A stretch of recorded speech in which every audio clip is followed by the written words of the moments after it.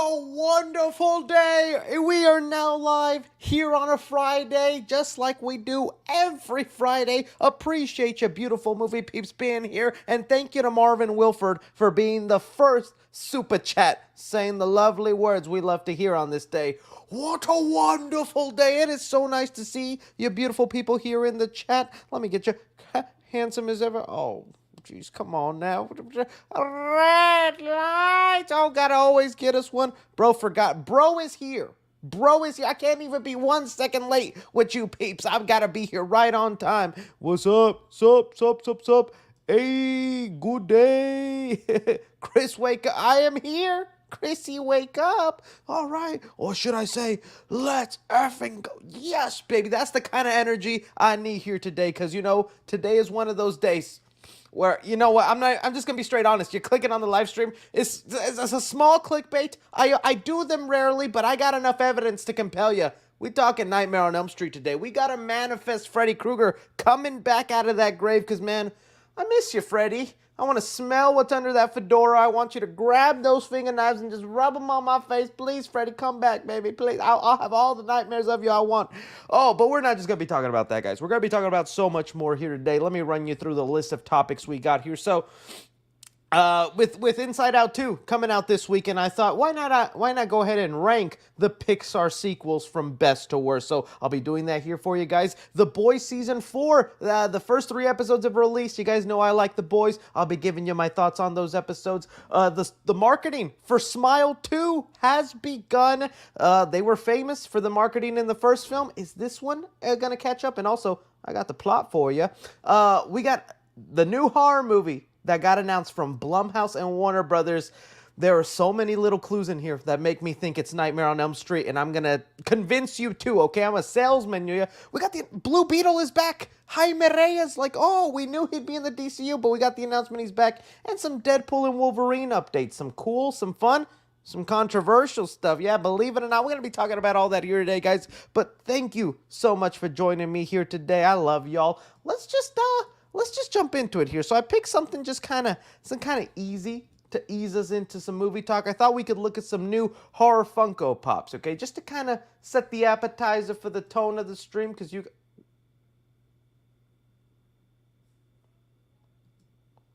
there is a new Alvin and the Chipmunks movie.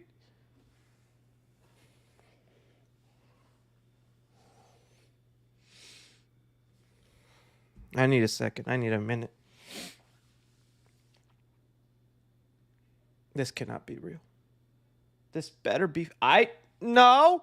Don't do this to me, Disney! If you don't know, I grew up as a giant Alvin and the Chipmunks fan, okay? This was my Alvin and the Chipmunks, okay? I loved the show growing up. I don't even know, not that one, which was like I think the 83 one would have to be mine, whichever one reran. Okay, yep, this is my Alvin. This is what I grew up on. I don't know what channel it was on. Maybe it was a non-cable channel, because I know I didn't have cable for a while as a kid. It's okay, Daddy, I know you tried your best. But, dude, this was my Alvin. I remember this Frankenstein movie. The voices, everything was so clear. I wanted to grow up to be just like freaking Alvin as a teenager. I was like, that's the coolest cat in town. Then, the first Alvin and the Chipmunks movie came out. When did that come out? Movie? 2007. So I was 12 years old when the first one came out. They ruined my Chipmunks. I don't know what this monstrosity was, but it was one of those first movies as a kid where I went in excited. I loved my Chipmunks. I was like, oh my God, it's gonna be that. I was right there on the side of freaking Dave, all right? Or whatever the guy's name is. Not Dave. I don't even remember the villain's name. What was the villain's name? Let me see here. What was it? Ian Hawke. Okay? Me and Ian Hawke, we would have been bros back then, buddy, because I wanted him to win against these dreaded Chipmunks. I just was not a fan. And then they came out with like 2, 3, 4 of them ending up on a dang boat. This just gave me PTSD. Okay, Disney, and you know what? I know this is like an L take for a lot of you guys out there. So many of you love this Alvin and the Chipmunks movie. I think it's like your Cat in the Hat. Okay, there's probably people who grew up with Cat in the Hat that hate Mike Myers' Cat in the Hat. I love that movie. And so you guys probably love it for the memes, but this movie, I couldn't do it. 3C is secretly excited for this. I'm excited for the redemption. Because like I said, as a kid, this genuinely disappointed. I have not seen any of the sequels, by the way. I've only seen the first Alvin and the Chipmunks. I never saw the Squeakquel. They named it the Squeakquel. They got on a boat at one point. I never saw them. This might be my excuse to check them out. I can't. This riled me up more than I thought. Okay, I don't. I said run. The squeak. Okay, so that was not what I was expecting to start the live stream with. But sometimes when you open up Twitter or X, you never know what you're gonna find. The V Scooper has been a somewhat reliable source. There's been things they've gotten right. Haven't really seen anything huge they've gotten wrong. But man, if this is real, and I bet it probably is, they make so much money off these movies. I hope they do it better. I hope they do it better. Okay. Do I even want to talk about these anymore?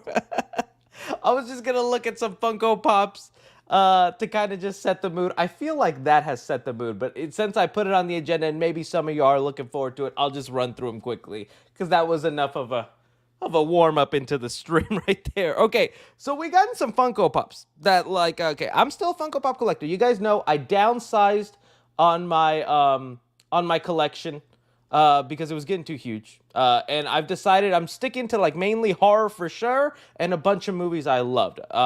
And then they announced this new Scream Pop. Okay, and I need to show you what the previous Ghostface Funko Pop looked like, so you get where I'm coming from here, because I was like, okay, so this was the previous Ghostface Pop. I had it right there. Pretty simple. That looks like Ghostface. Yeah, it's a nice pop. It's an older model. Still got that old design I didn't like. I was like, man, I want them to come out with a new one. Okay. Well, they finally came out with a new one. But they gave my boy Ghostface foreskin eyes. Okay? Sir, what is that? The eyes are really taking me out of here, man. I don't know why they did that. I do like the new pose, and I'm glad they're coming out with a 10-inch version, so he'll be able to go next to my 10-inch Michael Myers, my 10-inch Chucky, and now I have 10-inch Ghostface there. But, dude, these eyes are not doing it for me. I thought this was a little weird. I'm happy we gotten it, but I was like, I don't know how much I love the eyes. Let me see if I can find some people that have already gotten the pop so you can see kind of a bit of a close-up, because I was like, I'm just not a huge fan of this. Maybe I'll just type in Ghostface.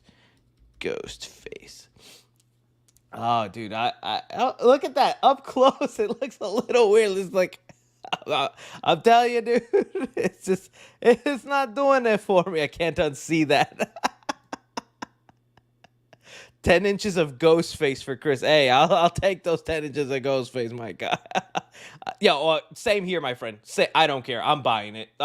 Ghostface merch before Scream 5, 6, and all that was very rare. Like, you would have to wait till Spirit of Halloween to come out with some new Ghostface merch. Now it's pretty much a common thing now, which I'm very happy with. And yeah, even though it's weird, at least they put it more detail and gave it a new body. So I'm like, I'm picking that up, the small one and the 10-inch version, okay? Because this 10-inch one is pretty cool. I do gotta admit. Although I think they really messed up with the eyes.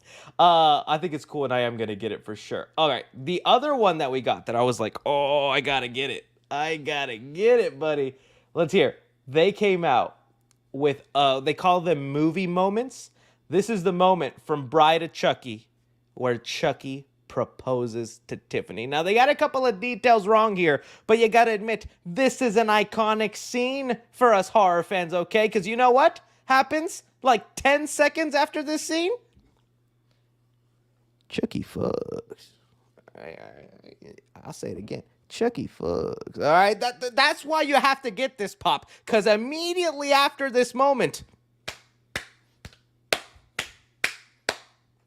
that's the noise they was making, man. That's what happens in Bride of Chucky. I remember watching that as a kid and not understanding what it was happening. Like, yeah, you got a rubber. Tiff, I'm all rubber. I did not understand that as a kid when I saw the movie. I was like, why does he need a rubber, Dad? What's a rubber? Oh, that's weird, Dad. Is he bouncing like a basketball or something? I hear clapping. I did not understand that as a kid, but I thought this was cool. Now the detail that they're missing in this is in that scene. Chucky has a little finger that belonged to one of his victims that has the wedding ring on it. It would have been really cool if Funko included that on there, man. You already got the blood on the floor, the fireplace right there. It's even getting all nice and hot and romantic. Why didn't you include the freaking finger, man? That's literally the scene. He's proposing to Tiffany. Where's the wedding ring, buddy? You know, sometimes Funko gets it right. Sometimes they mess it up there. Either way, buying that pop. I think it'll come out this Halloween at Spirit Halloween stores. It's going to be exclusive to Spirit Halloween. You know, when I do my vlog this year, I got to look for this one whenever I go and pick it up. I think it's already live on the website too to pre-order. This is an ad, by the way. I'm just over there helping out the horror fans out now. Oh, you know, and speaking of this, since we're talking about Funko, okay, I'll get to this in a sec. We got some gameplay from that Funko video game coming out, and they showed us a little bit of the Chucky level, which looks awesome. I'm going to show you that in a sec, but I want to show you the last horror pop that they revealed here. Freaking Abigail. I was not expecting it, man. Abigail is getting a Funko Pop. Oh, this is why I love Funko. You know, I get it. Hot Toys is better, Marvel Legends, or there's other companies that make more toys and Funko gets a bad rap. I understand that. But at the same time, Funko is the only one giving horror movie fans a love. Show me any other toy company or brand out there making toys for Abigail. Like, they announced the Megan Funko, I think not even too long ago. I think it's part of that Funko video game, but it is going to physically get released. Yeah, look at this. You remember that scene from Megan? Who else is making... Well, NECA is making it. Oh, dude, and they made that... I still have not forgiven NECA for this, okay? NECA, Megan. You know, I found out something crazy about this. That I'm like... Okay, so I joked about, like, dude... We need to keep an eye on every person buying these dolls, because it's a little creepy that you're doing this. Did you know that the doll... And remember, this is a life-size Megan. That looks a little too realistic to an actual little girl, which is what I think is real creepy. I'm not going to buy it, but like mom and daughter want to and all that, go ahead and whatnot. And I'm sure there's a horror fan. I know you're not going to do anything creepy, but just have it hang up. But you know there's someone out there. The doll comes with underwear. I'm not even kidding, man. I saw it. I was like reading the description. Oh, well, I read a comment that's... Okay, here it says. This is the official website. Underwear. Why does the Megan doll need underwear? Brother, what the? That's, I don't know if you needed to include that, my friend. Like, that's definitely makes it a little weird. Like, okay, give it the skirt, why do you even need to undress it? Megan only has one costume the whole movie. You know, I love NECA, though. I love this code. They make a lot of great toys and whatnot. Maybe they were just going the extra mile. Like, I have their Chucky doll, I think is awesome and whatnot. But getting back to what I was saying, though. Other than NECA, Funko is making these toys for horror fans, which I'm excited for. Like, I'm going to get the Megan Funko Pop and whatnot. And now they have freaking Abigail. That's just cool. That's pretty cool, man. So, we had that, and then let me go into that gameplay I was telling you about. Funko. I could put it on YouTube. It was on YouTube. I think IGN had the exclusive. Let me switch to. Let me 1 second, guys. I'm gonna switch to the no ads Clippity Clips channel. That way we don't get anything like that. 1 moment, just in case. You never know whatever shows up sometimes, man. IGN Funko gameplay. Let's get there. Let's get into that, dude. Because I was like, oh, and I was like, what? Okay, so this came out 6 days ago. It's like 2 minutes of the game. For those of you who haven't heard, this is by the creators of the Lego games. They created their own company and are now trying to make their own stuff. So this is like the Funko game they have up and coming. It's gonna have like a lot of similar mechanics, but a lot of its own stuff. It's basically taking all these different IPs. It's like almost like you're playing Ready Player. Okay, here it is. Oh, dude, isn't that cool? That's going to be a level in the game. Like from Child's Play 2, you're going to be able to walk the factory of the good guy warehouse, and Chucky's going to be popping out and chasing you. You got to admit, that's pretty cool. That's dude, Chucky's and that looks difficult. That didn't look like easy, dude. He was not holding back. As soon as you get up, boss, boss, boss. That's pretty cool. I can't wait for that. That looks awesome. And here's the rest of it. But yeah, I think it's like a Ready Player One type of idea where all these different universes are like colliding into one. So you're gonna play different levels from movies and act them out. So this is the Jurassic World level. I think they have like Battlestar Galactica at one point. Oh, this is Jurassic Park, the inside the main base. Oh yeah, see, look at that, dude. How cool is that gonna be? You're gonna have the two dinosaurs fighting with one another. I hope it's cool. I saw some people being haters on the comment section of this, be like, really copying the Lego games. It's created by that Lego people, man. Come on. I think it looks fun. There's also going to be puzzle solving levels. There's shooting mechanics to it and stuff. I'm trying to see to go to the thing level because I thought that was pretty cool. This is the thing level. You have dogs, alien dogs chasing you. So I thought that was cool. But yeah, that part got me excited whenever I first saw the gameplay. I was like, dude, the Chucky warehouse? That's awesome. Having little Chucky chase you. I can't wait to see what the Megan level is because there's going to be a Megan level in here, you know? All right, someone said, this looks fire. I'm glad you agree, my friend. Glad you agree. All right, so there's some Funko talk for us right there to warm us up. Moving on from there. I'll quickly do this for you. I thought to celebrate the release of Inside Out 2, which I thought is a great movie. I hope you guys are all enjoying it. It's going to make a lot of money. We could go into ranking the Pixar sequels. It would be a much longer and bigger video if I rank every Pixar movie, and I'm not gonna lie, there's a couple Pixar movies I still need to see. Yeah. I know, man. Life is, I got other things to do. So I'm just gonna do the sequels now that I've seen Inside Out 2. I'm gonna keep it spoiler free for Inside Out 2, but I'll be talking about all the other ones. I'll make this quick for you. So here I have the list, and this is in order right now of release date, newest release to oldest release. This isn't my current ranking, but let's just begin, my friends, okay? So let me pop a little bit to the side here. All right, we're going to get right into this, my friends. I'm wondering what your guys' list are going to be, but these right now, you will notice there is one sequel missing, and that is Cars 3. That's unfortunately one of the Pixar movies I have never seen, but that segues us good into starting the list on why I never saw Cars 3, because Cars 2 really ruined things for me, okay?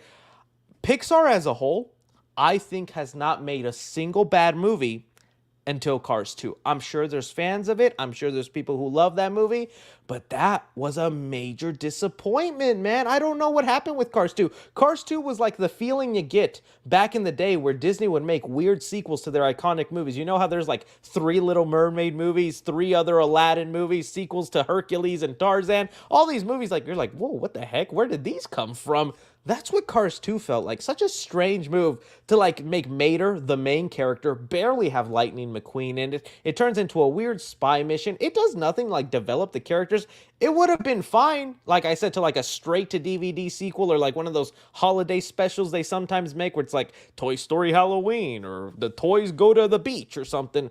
That's the vibe I got from this movie. It's just like, it just existed. And you know, it sucks also because Cars is like their biggest merchandise seller. Cars like makes way more money, toy sales, than the actual movies. So I do have to get around to Cars 3. I hear it's much better and fits more in line with the tone of the first movie. But Cars 2 really brought me to a point where it's like, I don't even want to see Cars 3, and I still haven't, but I need to. Okay, but the Cars 2 at the bottom.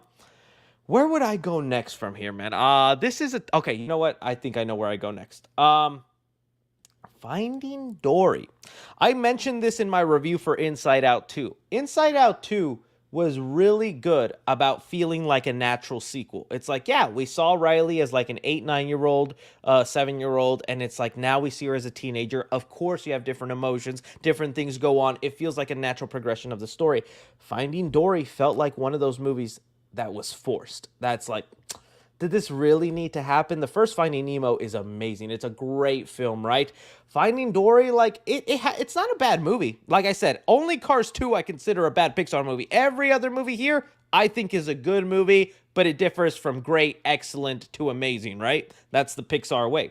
And to me, Finding Dory was just, it was good. Like, yeah, but I felt like it didn't warrant its existence. It let me down in some parts. I didn't, some people are saying it here. Finding Dory is boring. Oh, we got one person saying Cars 2 is a guilty pleasure for me. Hey, no, I respect it, my friend. I respect it. Wasn't bad. I enjoyed Finding Dory. Yeah, no. Like I said, not a bad movie, but I felt like it forced its existence and it didn't really hit the highlights of the last movie. Props, though, for the dad of Dory. They gave him a receding hairline. Crazy that they did that with a fish. So I'm gonna go Finding Dory in the second to bottom last place. You know what? This one might be where I start to get controversial here with you guys. Okay, but stay with me. Incredibles 2. Incredibles 2. I don't think feels like a forced sequel. In fact, I'm surprised we have not gotten to like Incredibles 3 and 4 by now. Like, especially in an age of superhero movies where superhero talk is all the rage. Incredibles 2, yeah, bring it on. In fact, I still want Incredibles 3, and the Disney people have been talking about a sequel to Incredibles, Monsters, Inc., and some other of their, well, they're doing Toy Story 5. But right now they're considering Monsters, Inc. and a new Incredibles movie as sequels, and I want to see those. But Incredibles 2 let me down. It did a little bit of what Inside Out 2 did, where it rehashed the story of the first movie, but they switched the roles. Instead of the dad being the one who's going out trying to be the superhero, they gave it to Elastigirl. I don't mind that, that's fine. But the world didn't, the tone of Incredibles 2 does not fit the tone of the first movie. I liked Incredibles 2 quite a bit when I first saw it. I was like, oh, yeah, there's some things I didn't like in there, but overall, great movie. It's nice to see them again.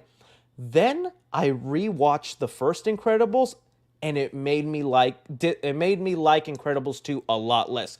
Dude, that first Incredibles movie, it is filled with some like really serious stuff, some kind of like great mature themes, and it holds up in today's modern age of just like oversaturated comic book movies. It's almost like a kid version of The Watchmen in a weird way. It has some great commentary in there, and that plane scene in the first Incredibles where they're like, there's children on board, like, dude, I know what happens in that movie, and that still gets my heart racing to this day. It just handled like a lot of great serious moments. Incredibles 2 didn't do that for me. So yeah, I want to see Incredibles 3 though, but I hope it's more in the tone of the first movie. Okay, from here, I think I'm gonna go Monsters University. Enjoyable movie. I actually don't have a lot of bad things to say about Monsters University other than the fact it just didn't wow me. It didn't like make me feel, whoa, that was fantastic. That was just great. Like, in fact, I'm not crazy about the prequel route either. I would have liked to see something move forward in the Monsters universe, but it was a cute movie. It was innocent. It was fun. Like I said, not a lot of bads. It just didn't wow me. It's a good movie though. Okay, Monsters University there. I think that's then where I bring in Toy Story 4. Yeah, Toy Story 4, I still like it. I really enjoy it, and there's parts of me that really appreciate Pixar for taking that bold direction in having the movie end with Woody and Buzz going their separate ways, right? Woody rekindles his love with Bo Peep, decides his new purpose instead of being a toy to a kid is to help other toys that have gotten lost, that need homes. I'm like, okay, that's a good spot for him, and Buzz will now kind of be the new leader or just look over the other toys. But you gotta admit, even as nice as that ending is for the characters separately, there's a part of you that wants them to stick together. And don't even get me started on how perfect of an ending Toy Story 3 was. Like, oh my God, dude, you want to talk about movies that made me cry, bawl, and make me just feel that Pixar magic to 1,000-time level? It was the ending of Toy Story 3. And Toy Story 4 just didn't live up to that. It's so much so that I think so many people were mad that Disney felt forced to make Toy Story 5, because it's like, yeah, people were not happy with that ending. We gotta fix this somehow. And you know, they're weirdly going to retcon the ending of Toy Story 4, bring the toys back together for another reason, and it'll probably end up working for them until they make Toy Story 6. So Toy Story 4, not a bad movie again. A lot of great moments, bold story choices, but dude, they really should have ended it at 3. And in fact, I think now this is where I'll put. Ooh, and see, now here I'm having a tough time now in the top 3. This is getting a little difficult for me. I'm not gonna lie. Yeah. Why are you not sold? These are Pixar sequel rankings again, guys. Pixar sequel rankings. You know what? I think that's where I bring Inside Out 2. Inside Out 2 in the number 3 spot. I'm trying not to let recency bias control my feelings of this so much. But Inside Out 2 was great, dude. Pixar has had like a small slump, not making bad movies. I love Turning Red, Luca a lot, Soul was great. Even Elemental was really fun and innocent. But Inside Out 2, again, gave me that magical feeling. I was like, dude, Pixar, you hit it, dude. That line in this movie, I don't want to ruin it if you haven't seen it, but there's a line Joy says about feeling joy when you get older. Dude, gut punch in the theater. I was like, fuck, Disney, dude. You're going to make me cry right now. That was awesome. And the ending and has a realistic depiction of a panic attack in here. That gives it some bonus points. But what holds it back is the rehash story from the first movie, treading a lot of stuff from the first film right there and just redoing the second movie. Enough different stuff, but still really great movie. Then I think that's it. This is our ranking right here. Toy Story 2 and Toy Story 3. Toy Story 3 by far is the best sequel, okay? I love Toy Story 2. Really good movie, and they do some different things, introduce some new toys, do some cool stuff. Who doesn't like Al's Toy Barn? But come on. Toy Story 3 is the best sequel, and not even just in ranking, it's an argument for one of the best Pixar movies ever made, and that's pretty crazy. Do we not all forget what it was like to be in the theater and have that crane scene where the toys are being, about to be devoured in some lava and stuff, and they start holding hands? Oh my, I thought they were gonna die. I literally sat there going, this is a way to end it. I get if they can't be with Andy, they might as well die. That's what I was thinking in that theater. I never cried so hard in a Disney movie because of that. It also hit me a little special because this movie came out right when I was about to graduate high school, and that's what Andy was doing, graduating to college. So it felt like it aligned perfectly in my life growing up with Toy Story. Toy Story 3 is by far the best sequel out there. So this is my definitive ranking now of the movies. Let me just pull it up here so you can get it. You can roast me all you want. I get it. We have different opinions, but this is what I'm gonna go with. This is my ranking right now for the for the Pixar sequels, including Inside Out 2. I'm curious to hear how you guys rank them. Okay, so let's move on now to some other movie topics. Let me see what I got on the agenda. Oh, let's go on and definitely do a 180. And let's talk about The Boys. Okay, so The Boys just released with their season 4. I watched the first 3 episodes. They're available right now on Amazon Prime, like you guys. So it'd just be my thoughts so far on the first. Let me write season 4 on the first ones. All right. So there's been some backlash already. This is finally the season where some people have not been realizing that the boys have this whole time been making fun of them. Do you not? I remember watching season 1 and 2 of The Boys and people sympathizing with Homelander, going, man, I really connect with Homelander. He's such a good guy. He's trying out there. And I'm like, that's a red flag right there, buddy. You're not supposed to sympathize with the man drinking titty milk, but I mean, me too, right? and so it's been funny to see the people, yelling woke and all that kind of stuff. I'm going to look at some reviews in a sec. But as far as my thoughts on it, I'm really digging it. There were some early reactions saying, yeah, it's good, but, some of this gross stuff is starting to get old. And I kind of see where they're going, because there's so many moments throughout the first 3 episodes in this season where everything's chill, everything's good, you're liking the story, and it's going an interesting way. Then something disgusting happens, okay? I guess some of that can get tiresome. There's only so many buttholes and penises you can see before you're just like, canceling my Amazon Prime subscription. But aside from that, I love the story direction that they're heading in right now. I really like this thing where they're Homelander's like, I want to be accepted. I want to be loved. And so he hires Sage, which is a new character that they've introduced. And Sage, I think, is a really cool. Yeah, over here. Sage, this is her. She's supposed to be the smartest person in the world. Of course, there's some backlash from other people. I wonder why. But I really like her character, and I'm curious to see where her motivations are. If she actually is trying to help Homelander get his public perception in a good place, or if she has her own agenda that she's hiding. Firecracker over here is a pretty funny one. She's definitely making fun of the more conservatives out there. That's got to be a funny part. And not to get into too much spoilers, but again, it's the first 3 episodes. I haven't seen the rest of season 4, so I don't get to. I like this story direction that they're hinting at with Homelander that I think is going to be so interesting. They're starting to show Homelander is getting gray hairs. He's like, when he uses the bathroom, he's got a gray hair down there. He's got a jar collecting all his gray hairs. He's starting to look in the mirror and notice wrinkles and stuff. He's worrying about his mortality and growing old. And so we have also been seeing him this season get closer and closer to his son. And I'm like, what? This is kind of odd for Homelander to all of a sudden, be so close to his son. But then there's a line in there where he's like, we're supposed to bond. We're supposed to be father and son. So eventually we become whole. And I was like, that's his motivation this season. It's not just going to be him trying to be accepted by the people.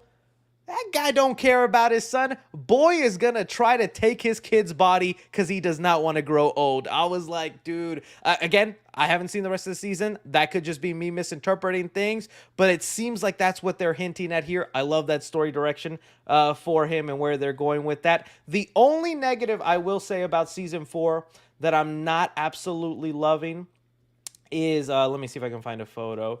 Okay, well, I'll just use this one. I don't want to get, let's see here. All right, I'll just use Frenchie here. I'm not loving Frenchie and Kamiko's storyline so far right now. It feels like we're retreading on some other things right now. I know there's people mad because Frenchie has a boyfriend this season, but they've hinted in other seasons, if you've been paying attention, the guy's bi. The guy goes both ways. It doesn't matter.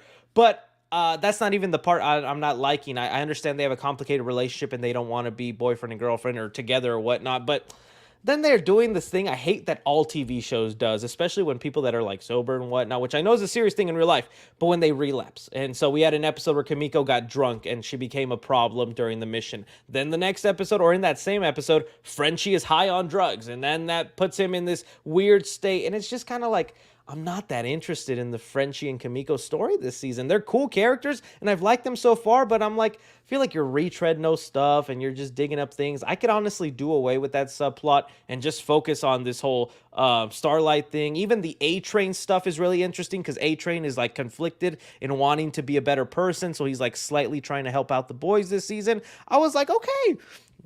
So overall, I still like it. There's some really funny gross out moments in here.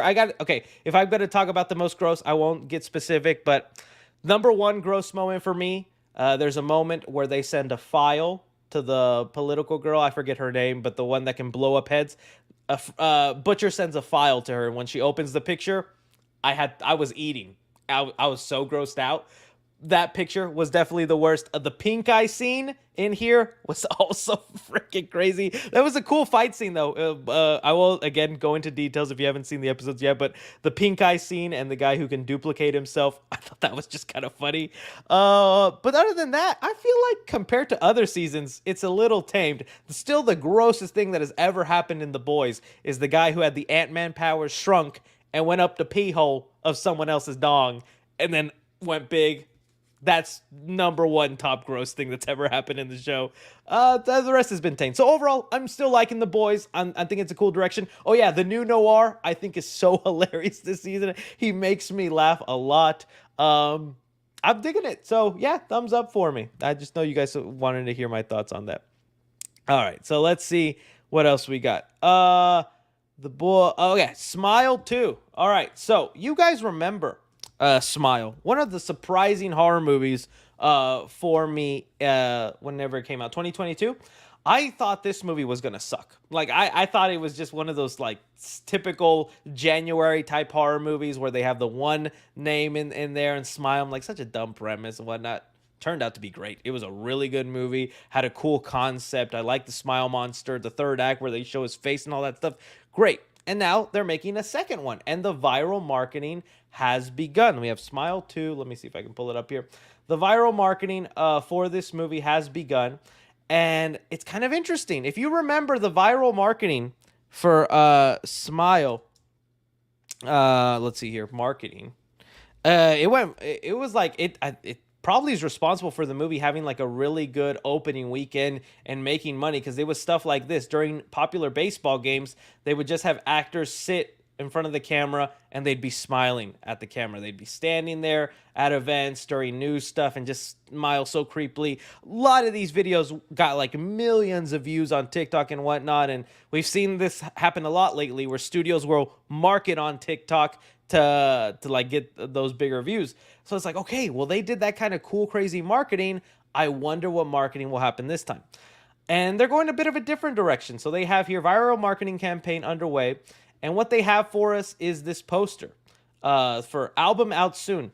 The second movie is going to be about an artist who at a concert, a lot like the movie Trap, at the concert encounters a fan with the smile curse, gets passed on to them, and even all their fans in the audience also has it, and she doesn't know who to trust and who not to. So I think that's a great idea. So they're playing into this. They did release, I don't know how much of it I can play because they're gonna be, and if you go and like do this QR code, it takes you to like Apple Music or Spotify, so you can pre-order their album for Sky Riley, who is gonna be the artist in here. I'll just play this. Let's see if it lets me. Yeah, good. Okay, well, we'll make sure no sound comes out because then I'll get in trouble. I don't know, you never know.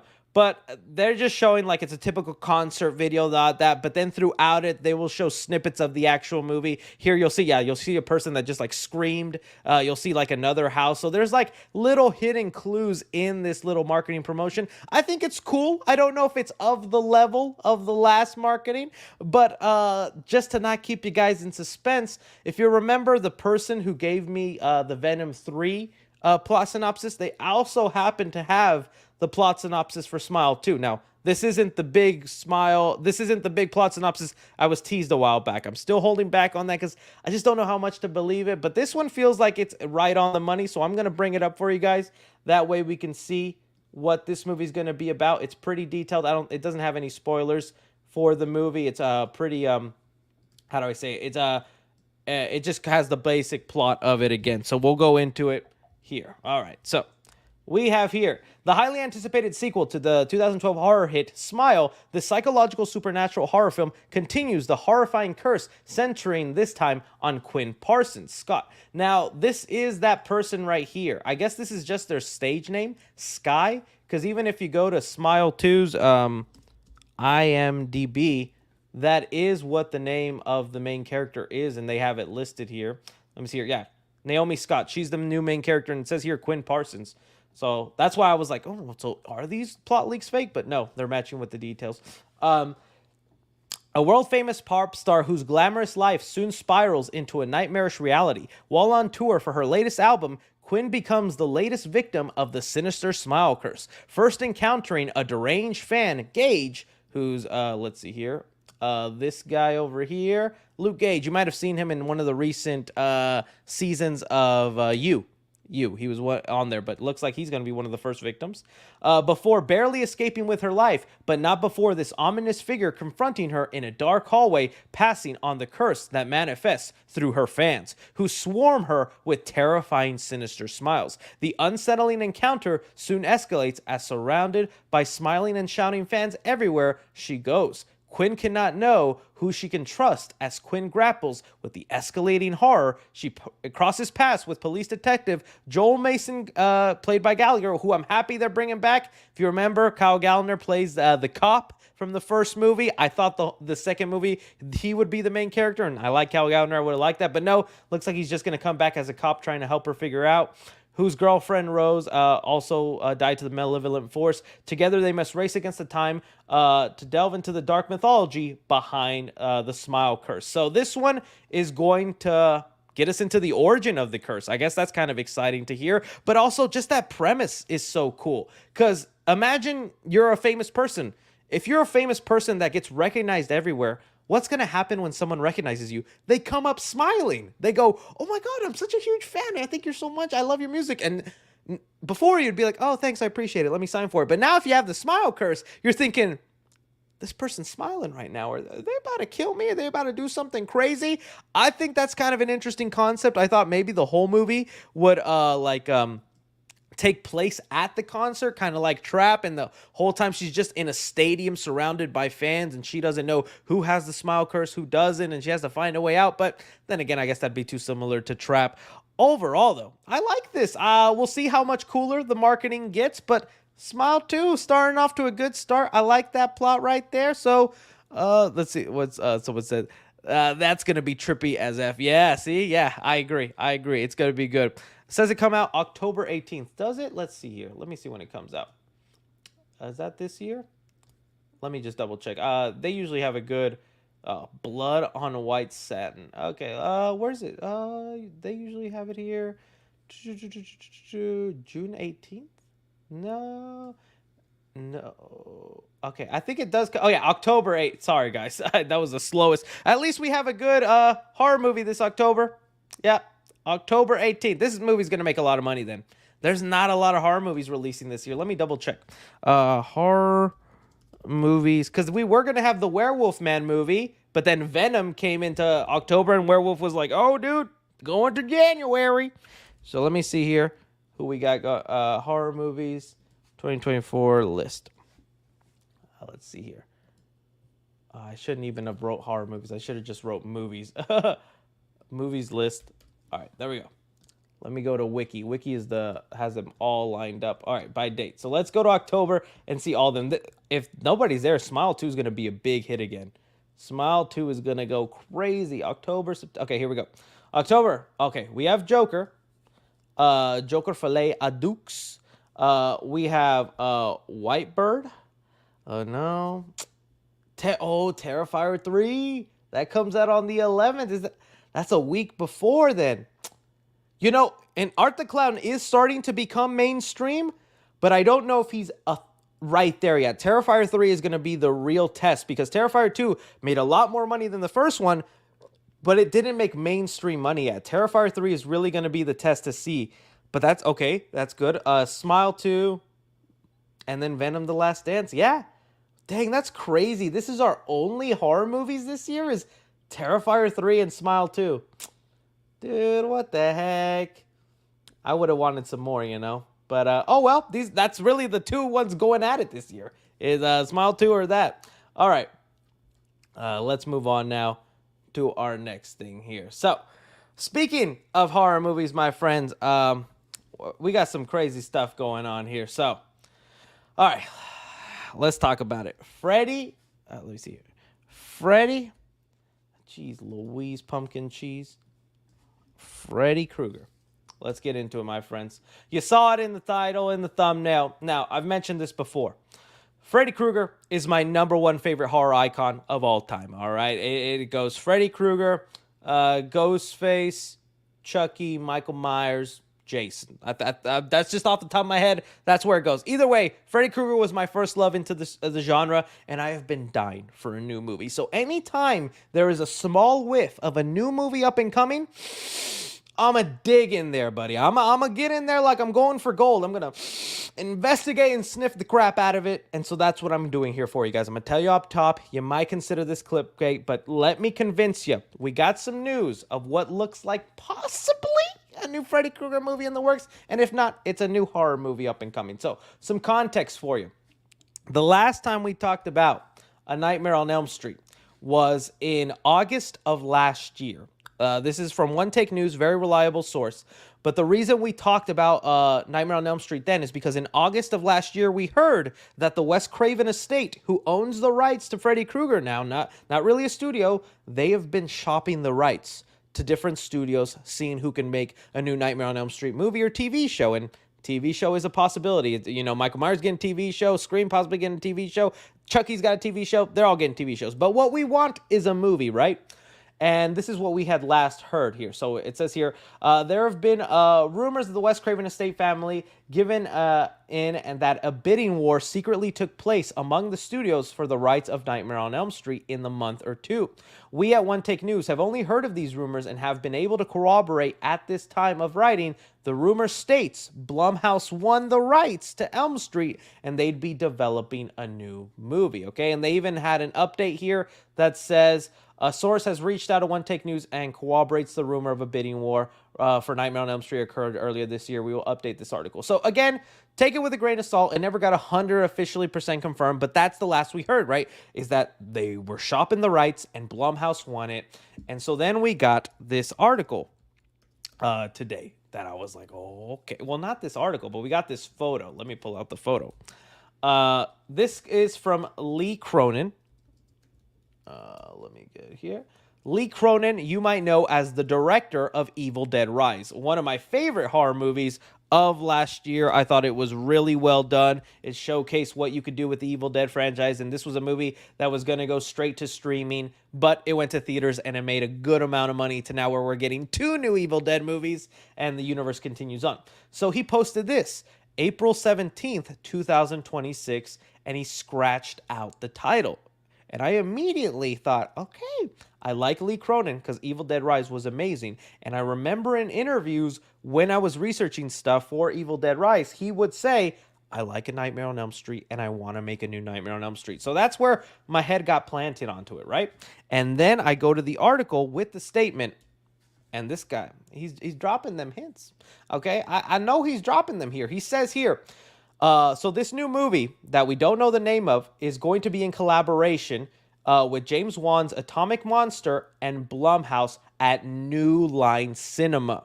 This New Line Cinema part is very important because technically they still have the rights to Freddy Krueger. What I meant when I said the estate owns them, the Wes Craven estate does own them, but internationally, New Line Cinema owns it. So if they want to make a movie, it's smart that they just partner back up with Warner Brothers at New Line Cinema, because that way they can get the domestic release and the international release. It would be really hard if they went with Universal and only released the movie in the US, and then Warner Brothers got to release it in China and all these other markets where it could also make money. So that was the important part there. And then we go into the statement. It says here, this is what Lee Cronin said.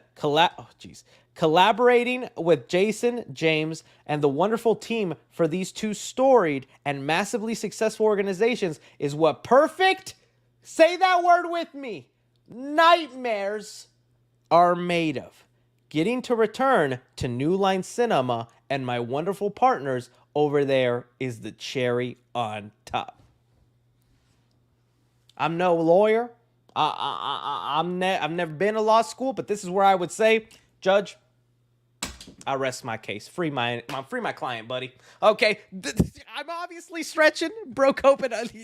You're so right, Jacob. Broke open hard, and you are so right. But it's because that's how badly I want a Nightmare on Elm Street movie. You're telling me in the couple of words you chose to talk about this, you chose the word nightmare in there, buddy? Come on now. You know you're messing with me there. Now, obviously, again, I know I'm stretching, and Jacob is 1,000% right.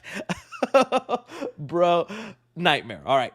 But then it goes even a little further. So then we had Jason Blum say this. Jason Blum then commented on it, saying this. He has an intriguing modern take on something quite ancient, and I think audiences will love it. So that's also what lets me think it's an IP, because why even scratch out the title if the title is like a big deal? If this is an original movie, like something new he created that's not based on an old movie, what's the point of erasing the title, right? You could just tell us, oh, the movie, like Jordan Peele, he always tells us the name of his movie when it comes out, Up, Nope, and we never know. That doesn't give us any hint to the plot or what's going on.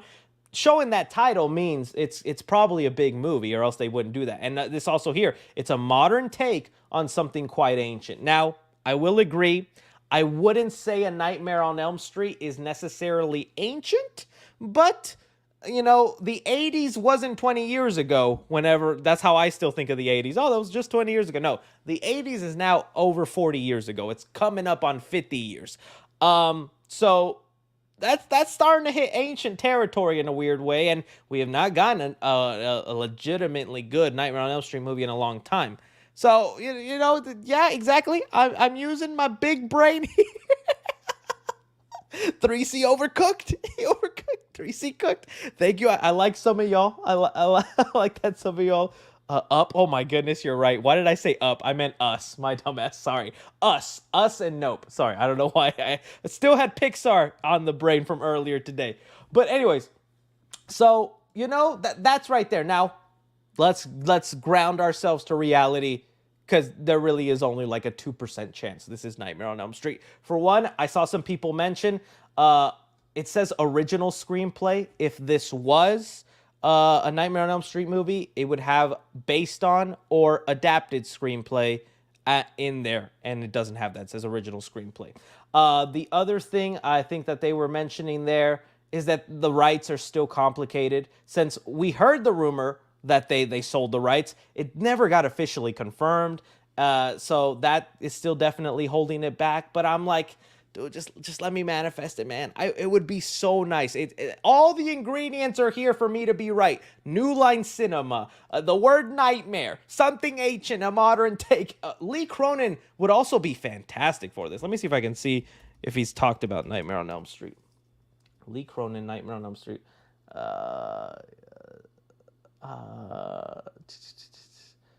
Oh, look, my tweet is there. I know he's talked about it before, but yeah, see, it says here, Evil Dead Rise director would like an Elm Street date. So yeah, he said here he would do that. He said franchises refreshment, but there are two popular series he would like to try his hands at. There are two things, he said. They're totally different. I find it very difficult to not have a stab at Lord of the Rings world because I'm a big fan, and I think I would create a large canvas. But turning his focus on the horror genre, the one I would really hard to pass up on would be something in the Nightmare on Elm Street universe. So like he's talked about it, he wants to do it. Give it to him, Blum. Don't mess us up, man. And I feel like, okay. We even have, if this even does happen, and it's with Blumhouse, we do have to talk about it. People don't love the Blumhouse movies all that much. They definitely don't have the best batting average. They come out with amazing films, and then they come out with some real stinkers. And, you know, after what happened with Michael Myers, I don't know if everybody would love Nightmare on Elm Street to do that. But I think they're learning their lesson. They just can't, like, recopy and paste formulas and do away with half-ass movies to popular franchises because of The Exorcist. The Exorcist, they spent a lot of money on, and they wanted that to be a trilogy. That first movie did not work for them. So what happened? They're going to start from scratch, and they hired a real talent, Mike Flanagan, and they're going to do something bold. I feel like Jason Blum is going to take that Exorcist pain to heart and be like, we can't just make Halloween 2018 for The Exorcist. We can't make Halloween 2018 for Nightmare on Elm Street. Got to do these right. And Lee Cronin would be someone with a vision that could do it. So I know I'm going to be 1,000% wrong. I know it's not happening. But guys, if we don't manifest it, if we don't speak it out into the world, we want Krueger back. How is the studios going to know we want it, right? How are they going to know? Now, the one thing you do have to look forward to is they're said to finally release the 4K of Nightmare on Elm Street, because right now you can only get them on Blu-ray. No 4K, but this year we are getting the 4K, which is also kind of another thing that makes me think Warner Brothers is interested in some Nightmare on Elm Street. If they're willing to make the 4Ks, it's because they know there's people out there who's going to buy that, so there's an audience for it. Give us the dang movie. All right, that's all I'm going to say. That's all I'm going to say. So please let it be Nightmare on Elm Street, but I'm wrong. Either way, whatever it is, with Lee Cronin and what he did with the last movie, I'm down. I'm game. Whatever he does, I'm going to watch it. So could be cool, but hey, if you guys have any other theories on what it could be, I mean, even just that phrase, a modern take on something ancient, I mean, it could be a new Mummy movie for all we know. It could be freaking, but it's Warner Brothers, so they don't have the Universal Monsters, so it can't be Universal Monsters. What's an old Warner Brothers horror movie? I don't know. I'd have to go through their lineup. But hey, there we go. Let's move on now. Okay, well, I definitely wanted to talk about this. My friends, we got some exciting and yet confusing news into the DCU. Blue Beetle is back, my friends. Let's see here. We had, this kind of shocked me. I was on my way to go get some lunch, and then we got the report saying a Blue Beetle animated series is in the works. This will serve as some sort of continuation of the movie. Okay, lot to talk about here. Blue Beetle was a really great movie. It wasn't the best comic book movie out there. It didn't change the genre, but I thought it was a wholesome movie. It was very entertaining. It had the spirit of like that original Tobey Maguire Spider-Man movie, and it really also hit me on a personal note. We in the Mexican household and life, like so many things in that movie, I connected to and related to. I know not everybody will, but I really loved it. And so whenever we heard the reboot in the DCU, I'm like, please bring back Jaime Reyes, bring back Solo Maridueña. And James Gunn said, yeah, oh, he's gonna come back, but his movie, I don't think we're going to keep that canon. We'll probably do something new. And I was like, all right, fine, whatever. At least you're keeping Blue Beetle in the DCU, and he's played by Solo Maridueña, so I'll be happy with that. But I was not expecting them to do an animated series. Now, let's get into the details about this, because it is kind of confusing. And James Gunn, dude, I love you, dude, and I'm looking forward to your DC universe, but bro, you are going about it the weirdest way possible. So let's go into the details about what this is. So for one, we do have the original director of that Blue Beetle movie coming back as executive producer, but he's not going to be the showrunner. This is kind of the plot that we have right now, which is kind of making me a little like, what? So many things are still in flux, including contracts for many cast. However, multiple have been approached, and DC has received a positive response regarding returns. Deadline understands the animated series will build on the movie developed under DC Studios' previous regime, but will divert from telling the same story. Instead, the show will create its own story, which in success could potentially lead to a return to the big screen for giant blue bug portrayed by Solo Maridueña, I hear. Okay, a lot to dive into with that comment, but what I essentially got from those words is that this animated series is basically a reboot of what happened in the movie. So this is kind of the thing James Gunn has been talking about, and he made it very clear. Anything before Creature Commandos or his new Superman movie is not canon with the DCU, even if some characters from the old universe are still in his universe. Point taken here. James Gunn said this today about Peacemaker. Let's see here. Pull it up. And I was like, dude, what the heck is going on here? James Gunn said, I better find it, dude. If I don't, I'm going to be so pissed. Wait, when I can't find stuff, dude, I should just have it on the fly. Okay. Here, I'll pull it up. Is it this one? No. Oh my God, I'm going to have to cut all this out. Okay. Whatever. I just go. Did I put it? I'll put it on my thing. I did. Okay, here it is. Sorry. My bad, guys. So I'll cut that in editing. But anyways, here. He said here, yes, Peacemaker takes place after Superman. And then someone said, including season 1? Season 1 isn't canon. But no. Even James Gunn's own stuff and material is not connected to the DCU. So although we're getting a season 2 of Peacemaker, season 1 is not canon. And so that original Blue Beetle movie, although Solo Maridueña will still play him in live action, that first Blue Beetle movie is not canon to his DCU. So I'm thinking this animated show is working as a reboot where it's going to tell a similar story to that first Blue Beetle movie, but like they said here, it will not be the same story. It won't be the same story. It's going to be a similar story that, like, maybe his dad still dies. He still faces off Apex, but they're going to tweak things so that maybe they have more comic book faithful characters. Because one thing that was missing from Blue Beetle movie is his supporting cast. He had 2 friends in the comic books that were not part of the movie, like Paco. Paco was one of them, and he had another friend. They're important characters into the Blue Beetle world. They were not included in the movie. James Gunn could possibly add them into his new universe. All the Ted Kord stuff, because Ted Kord was a big part of that Blue Beetle film. He can make more concrete connections to Ted Kord and Blue Beetle that sets up Booster Gold, because we know Booster Gold is supposed to be one of the shows that they're doing, and it's rumored that Booster Gold will have live action Blue Beetle come back in there. So I'm thinking that's what they're going to do. In a weird way, this Blue Beetle animated series is basically what we thought Spider-Man freshman year was going to be. You remember all that stuff with Spider-Man freshman year? Let's see here. Oh, I was bored. Where it's basically going to retell the events of the MCU's Tom Holland, Peter Parker, with like this scene is, Tony Stark, but instead it's Norman Osborn.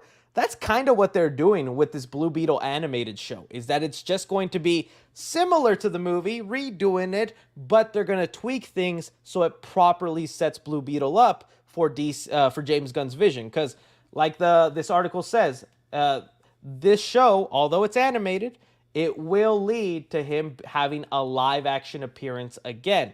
2 places he could have the live action appearance. One is the Booster Gold series, which is currently being developed right now, and the updates are coming. I'm thinking he's going to show up in there, especially with Ted Kord and that mystery.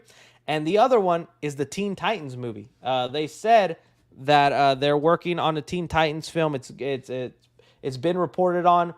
Blue Beetle's definitely going to be a Teen Titans member. So that's the 2 spots. We're not getting a Blue Beetle sequel or anything like that. It just did not make enough money in the box office, which sucks. But also, when James Gunn announces a new universe and the last one is dead, why would people even show up to go see it, right? I don't know, man. Part of me is okay with it because I know James Gunn has already talked about people in the animated stuff are going to cross over and vice versa. They're already doing that with Frank Grillo, because he's going to be in Peacemaker Season 2.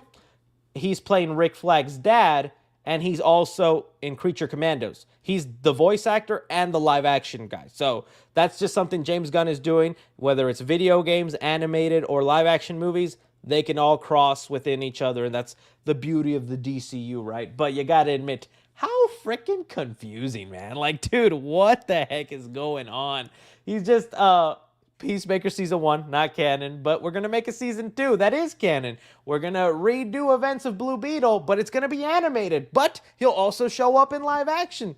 Dude, this is like Phase 4, Phase 5 type of stuff, and this is still Phase 1 of the DCU. I'm going to let James Gunn cook. I'm excited for this universe, but dude, imagine if the MCU started this way. How odd would that have been? How confusing. And I saw some people mention, it's not that confusing. You're just a nerd. And that's probably true, right? It's only us nerds that care this much about the timeline. Think about the average person. The average person is going to think that live-action Blue Beetle movie is connected to Booster Gold or to Teen Titan movie, because they're like, oh, that's that blue dude who was next to George Lopez. I like that movie. Then Teen Titans? Okay, I'll check it out. That's what they're going to think, and there's just going to be nerds like us going through the timeline like, okay, this doesn't make sense, James Gunn. You need to tweet him. Let's see if he responds, because this isn't making sense. And he'll respond, because that's what James Gunn does. So we'll see, man. I'm just happy more Blue Beetles coming. I like Solo Maridueña. I loved the live-action movie, and this live-action suit, one of the best live-action DCU suits, it's going to be animated. I can't wait to see. Is it 3D animated, 2D animated? How stylistic is it going to be? Well, who knows? So there we go. And yeah, I agree. I hope they continue the Ted Kord story. That's definitely got to be something they touch upon here. So yeah. Oh, someone said, 3C, I graduated from middle school today. Congrats! Go on to high school and have your life ruined.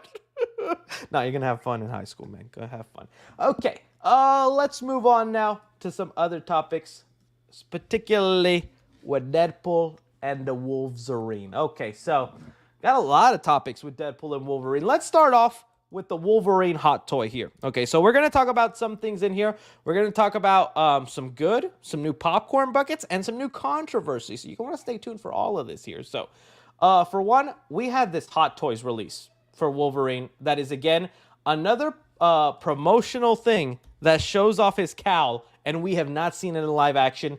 But because of how detailed Hot Toys are, this is as close as we're going to get. So this is the Hot Toy, which are like the Ferrari of toys out there. Very detailed. I mean, dude, that is literally Hugh Jackman's face. They got that absolutely perfect. And man, this suit, oh, it is hot. I was just talking about the Blue Beetle suit being one of the best DCU. This is one of the best live action Marvel suits. Holy freaking cow. This thing is gorgeous, man. And, a lot of people were pissed off when they saw the Wolverine suit sleeveless in the trailers, because they were like, dude, they messed it up. They forgot the shoulder pads. What the heck? It doesn't look right without the shoulder pads. It looks like it's missing a couple of things. And then you had people, Photoshop the way they felt like it should have looked like and all that kind of stuff. But, Can't complain when the suit already looks great. It would have been nice if the shoulder pads in there. But then you look at the hot toy and you're like, oh, they got the shoulder pad. Whoa. Did maybe, Ryan Reynolds or Sean Levy, Kevin Feige hear this backlash and they're going to add the shoulder pads through CG? Or did Hot Toys hear the complaints and was like, we'll let you put the shoulder pads on the toy? But you got to admit, it makes a difference. It makes it look so much more better having the shoulder pads on there. Let me see if I can get some other photos because dude, literally ripped out of the comics. Look how freaking gorgeous this thing looks. It's like so fantastic. All these photos look so good, dude. That's perfect. Legitimately perfect Wolverine costume. And I'll be honest with you, I was someone that was kind of okay with them never really doing the Wolverine costume. Because although it looks awesome in the comics, I'm like, how do you make that look cool in live action? And how do you make someone as cool as Wolverine wear that? Because it's a bright yellow suit with a big exaggerated mask. With the way they portray Wolverine and such a cool guy, why would he ever put that on, right? In fact, there's a theory floating around here, which I don't know how faithful we want to take it. Comicsology, I think is the guy's name. No, it's Comicsology, something like that. Okay, I gotta find it. I'm gonna have to cut this part again. My time to shine. Hello. Okay, they recently tweeted something, and I was like, oh, well, they didn't tweet it. They put it on their freaking what is it? Okay, here we go. There we go. So this is the rumor that we're hearing. Cyclops and the X-Men reportedly always begged this Logan to wear the yellow suit to fit the group, but never did. After he failed them, they all died. Now he feels it's his responsibility to wear it in Deadpool and Wolverine. Take it with a grain of salt, because I'll be honest with you, My Time to Shine, hello, has really lost their credibility. They used to get a lot of stuff right, and they sometimes still do, but lately they've been getting a lot of stuff wrong, and they're doing this whole, pay for my Patreon, and I'll give you the scoop, which you really shouldn't. The stuff will end up on here either way from other people who actually pay for it. But either way, no hate to My Time. They follow me, so respect the game, my friend. But like I was saying, that's interesting. That would fit with it, Like this Wolverine never wanted to wear the colorful costume and be part of the group, and then his universe's X-Men die, so he's like, well, how do I pay tribute to them now that I want to respect them? I put on the suit they always wanted me to.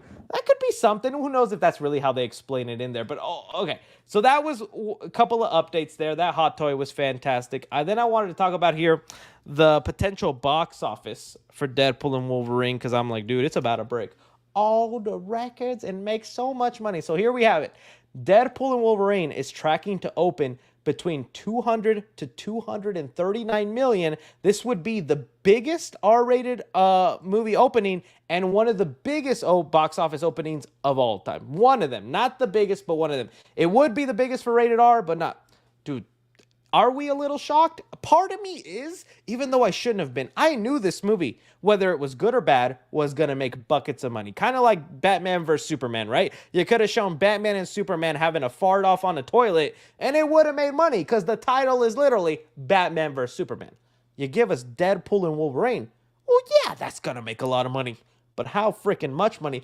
This is awesome, We've had a lot of conversations the past couple of weeks about movie theaters dying, moviegoers not wanting to go see stuff, and that's kind of been proven wrong a little bit. Looks like they're just very picky about what movies they want to see. Although I think they're missing out with movies like Furiosa. Audiences didn't care to see that movie, but Bad Boys is doing good. Inside Out 2 is about to have a really good opening weekend. Now we're seeing Deadpool and Wolverine. Movie theater experience is just going to be based on popular movies being released. And then all the Furiosas, Fall Guys, all these movies that aren't performing that well, they'll unfortunately just have to live on streaming, and that sucks, but this is the outcome of it. So that's exciting for them. I can't wait to see the actual numbers and if it'll hit $1 billion and become the only way it becomes the number one spot if the movie's good. If it's as good, I'm paying multiple times to go see that dang movie. So that's exciting there. Then we had Cinemark tease their popcorn bucket for freaking Deadpool Wolverine. You guys know, Cinemark boy through and through, okay? not just because they follow me and sponsor me from time to time. Please check out your local Cinemark, the Cinemark.com. They have great popcorn. They have they didn't sponsor me for this, but if they did, I'll chill out for them. They're the only ones I'll actually chill out for because I love Cinemark. But anyways, okay, they teased out here. There we go. A new popcorn bucket. And before you say, Chris, this is just the one they already reeled. No, my friend. This is a different popcorn bucket. You can look at the outline and look at it. If you want to go back to the dirty Wolverine popcorn bucket, it's even shaped differently. Wolverine popcorn bucket. So this is the one they have. Let me get like the side angle view. Okay, this is the side angle view of it. So like this is what it looks like. This is a different bucket right here. I'm thinking this is going to be a normal Wolverine head, or it could be another nasty one. It could literally just be Wolverine with his mouth. And you know people are going to do things to it. Oh my God, bub. Why would you do that? I think this is going to be a pretty normal one. It'll probably... Oh, yeah, in fact, you can already see the outline right here. You can see the outline and opening from the head, unless that's part of the costume and the detailing. But I'm thinking it just opens from the head. We did have kind of... let's see here. Deadpool CinemaCon. See, popcorn bucket. We did get like a look of it. Let me see. Okay, here it is. Oh, okay, but that's not the head. This is a whatchamacallit? Cup topper. This is a cup topper. It's not the actual popcorn bucket. Okay, so I thought maybe we already saw what it looked like. And another theater chain is going to have Dopender's Taxi Cab as a popcorn bucket. So not all of them are going to be bangable, buddy. Some of them you're really going to have to squeeze into and get creative with. But I was like, okay, dude, Cinemark's going to give us that nice clean cowl. I'm going to be there. Hopefully they have a Deadpool one. So look out for that one. That's going to be really cool. The other thing I wanted to talk about now. All right, before I talk about this next one, calm down. I actually want to have a serious conversation or a lighthearted conversation because I know there's going to be some people that get super mad at this and go all berserker crazy. Let's have a respectful conversation about this controversy. So, some people have not been loving the way Deadpool and Wolverine have been marketed. They think it's a little bad here. So let me look at it and hopefully, you know what? I gotta take this out because I gotta put a certain word in here. And if I don't want to get banned on YouTube, buddy, I'll lose everything. I'll lose everything. Deadpool gay. All right, let's see here. Let's see if I can find one of the first ones. Okay, so this is one of the big things that has been going heat under Deadpool and Wolverine. So let me see if I can find the more better. Oh, geez, what the heck? All right, so it's been comments like this here. So where is it? Basically, what they're saying is they think Deadpool and Wolverine is overplaying the whole gay joke in their marketing. You know, because all the marketing is based on, look, they're gay. Let me find the actual tweet here, and then I'll pull it up here. That way I can pull it up. I bookmarked it on my actual personal account, and now I can't find it here. Oh, did they actually delete? No, they didn't. Okay. Scared of, dude, this guy's name is so funny.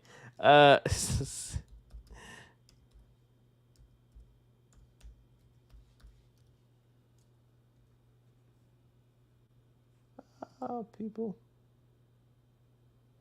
Wow, really? That's the guy's name here, but I can't find it. I'm just going to retweet it.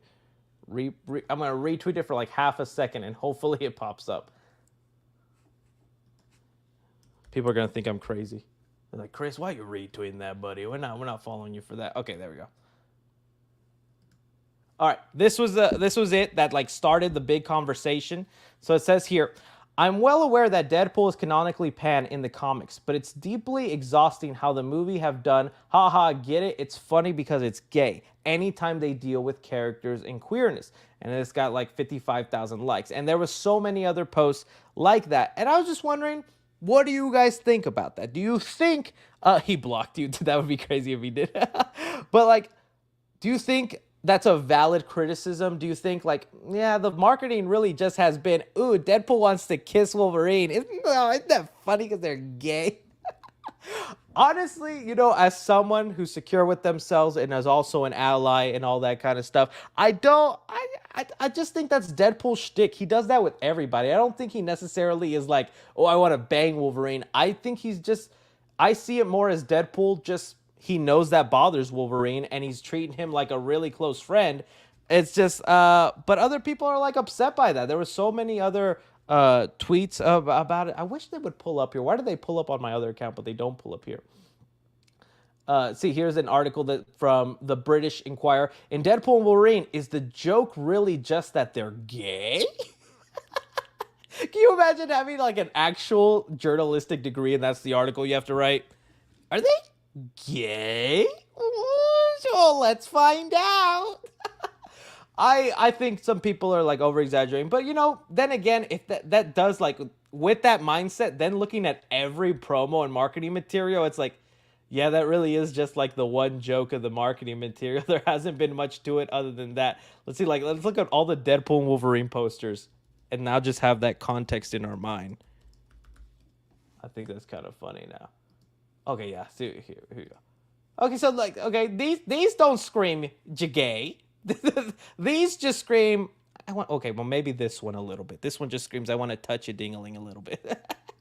And then these over here, okay, I really would only say the 4DX one. He's rubbing that nipple right there. This one I don't think is as much. I think this one is a little bit more. But no, it was just an interesting observation that I really didn't pay attention to. And obviously people are going to find something to complain about and whatnot. But if that is the whole marketing, I was like, whatever. Like that's literally Joker and Harley dancing poster. See, you say that, but the poster is actually from Beauty and the Beast. The Beauty and the Beast, literally, like, the people who, I mean, honestly, this itself is a little weird. What you trying to do to that man, dude? That's an animal, lady. You need to step away before PETA gets involved, right?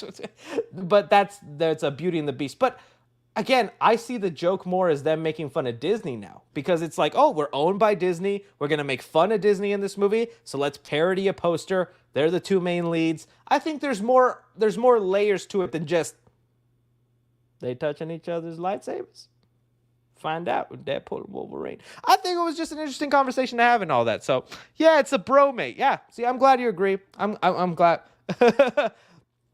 I just thought it was funny and whatnot. But you got to admit also with the popcorn buckets and all that, this is why this stuff has been brought up and all that. I think it's just other things that people find to complain about. I thought this was a good fan poster. They made fun of the Venom 3 one there. But no, that's the small controversy. Like I said, it's small. It's not really that huge or whatnot, but it's something I can clickbait in the towel, and dang it, was I going to do it, all right? Don't come at me. All right, guys, let's see here. That does it for the topic. So now it's just time to answer your viewer-submitted questions on here. So let's get into them, my friends. Let's get into them. You know what? Before I go into the super chat, I'm going to go into the regular chat right now. So if you in the regular chat just want to spam an honest question, a good question, I might click it and I could answer right here, and then I'll go into the super chat. Super chats will for sure still be answered, but right now, if you can't afford to, because I know times are tough out there, man. I understand. Let's go. Let's see here. The Watchmen thing. I did see it. I thought the animation did look a little off. I don't know if you guys saw it. There was like they're redoing the animated, they're redoing the Watchmen, but in animated form. The animation looks a lot like What If. I'm not a big fan of the What If animation. I did see some people saying they just copied the Zack Snyder movie. Where do you think Zack Snyder got all the visuals and shots from, buddy? Copied the comic. Okay. But yeah, we'll see how it goes. Okay. Let's see what other questions we got in here. Let me see if I got a good one. Smile Marketing 2 began. Yeah, I already talked about it at the top of this video, buddy. I'll put a thing on the Clips channel. I think I saw somebody ask me about Spark and Zero again. Oh, where is it? I want to definitely talk about that a little bit, but oh well. If I find it, I'll talk about it. But let's see here. Dude, a lot of these questions are just booming like crazy. Movies you're looking forward to most this year. Right now, it's Sonic 3. Sonic 3 is definitely one of them. Terrifier 3 is also another one. There was another big one coming out this year. What were the big movies of this year? Movies 2024 being up and coming. I know that's like, those are really like the biggest ones though I could think of. Sonic 3 like for sure right now. I know I'm gonna like forgetting a huge one right now and y'all are screaming at the screen. Sorry about that. Let's see. Transformers 1. Let's see. I can't believe somebody wants an update on Baby Driver 2. Not gonna happen, my friend. um, half that cast is like canceled or something bad happened to them, especially with Kevin Spacey and all that kind of stuff. And they're not gonna have Ansel Elgort anymore, unfortunately. Well, not unfortunately, he was been accused of some stuff. But yeah, I'm just telling you right now, Baby Driver 2 ain't happening. I would have liked it though, because aside from all the controversies and stuff with the actors, I like Baby Driver. That was good. That was a good movie. Are you gonna do on video of Bambi and the Reckoning? Yeah, whenever they release that movie, I'll definitely probably talk about it. All that. You need more Twitch. I want to do more Twitch. I'm just limited to how many live streams because, like, right now, again, I'm living in a family member's house, and right now I'm screaming at the top of my lungs while they can probably hear me in the kitchen. So I feel bad. So that's why I've only been limiting myself to YouTube live streams. But once I move into my home, which is next week, finally next week at the end of the week, but finally next week, I'll try and do more Twitch streams and do stuff like that. But that's why there haven't been many Twitch streams since I'm in the middle of moving. Let's see here. Let's see if there's any other good one. Yo, 3C, I'm in high school now. Well, good job, David. I'm very happy for you. I hope you're having a good time. Creature Commandos, I don't know. I'm just not that excited for it, especially when I read the plot. It's like, Amanda Waller just needs to hire a group of ragtag people for a mission. So Suicide Squad 1, Suicide Squad 2, basically Black Adam, now Creature Commandos. Amanda Waller really loves to hire himself ragtag group of gifted people. I'm sure it'll be great, though, because James Gunn is writing it. Will you play Sparking Zero when it comes out? Oh, I'm playing it. I don't know if I'll do it on the channel, but, dude, I have been seeing I just want to play this one clip that made me die of laughter for Sparking Zero. So, again, sorry. This is the one time where I got to talk about some Dragon Ball because I love Dragon Ball. But, dude, there's been some Sparking Zero gameplay. Is it here? Will it be in here? And was it this one? One day ago. They did show it a day ago. And I have to scroll to find it. But they've been doing some really cool stuff. I like the character selection and all that. Let me see if I can say this. But the thing that made me die laughing is what they did to a certain character. Because I was like, dude. And if you're a Dragon Ball fan, this stuff will make you laugh. Dude, come on. Where is it this? Okay, dude. So, sorry if you're not a Dragon Ball fan, but essentially in the Dragon Ball world, this is kind of like the joke character. Okay, he's really funny. Think of him as almost like Dwayne "The Rock" Johnson or a Jackie Chan of the universe or whatnot. He's supposed to be a very gifted martial artist. But the problem is, he's a gifted martial artist in a universe where people fly, have the strength of gods, turn Super Saiyan giant apes. So honestly, he's not very strong. And because of this, he also can't fly. And in the game, in the older games, they gave him like a jetpack. That way he can fly with all the other characters, right? But, oh, dude, so he can fly. I was seeing so. Okay, yeah, dude, look at this. Look, this is how he's going to mainly be traveling.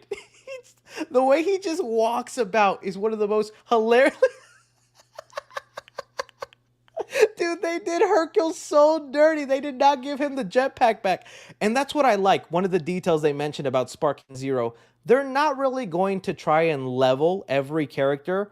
They're going to give advantages to the stronger characters and disadvantages to the weaker characters because that's just the way Dragon Ball is. And I kind of like that detail. Like, I'm sure there's still a way for you to buff Hercule where you can defeat friggin' Boo like he is right now. But it's just so funny to see that they did that to him where he's just like running around the map like that. It made me laugh. I'm guessing he floats down from time to time, but I saw that and I was just laughing, dude.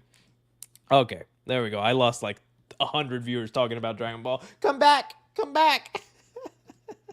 Oh, sorry about that. Let's see here.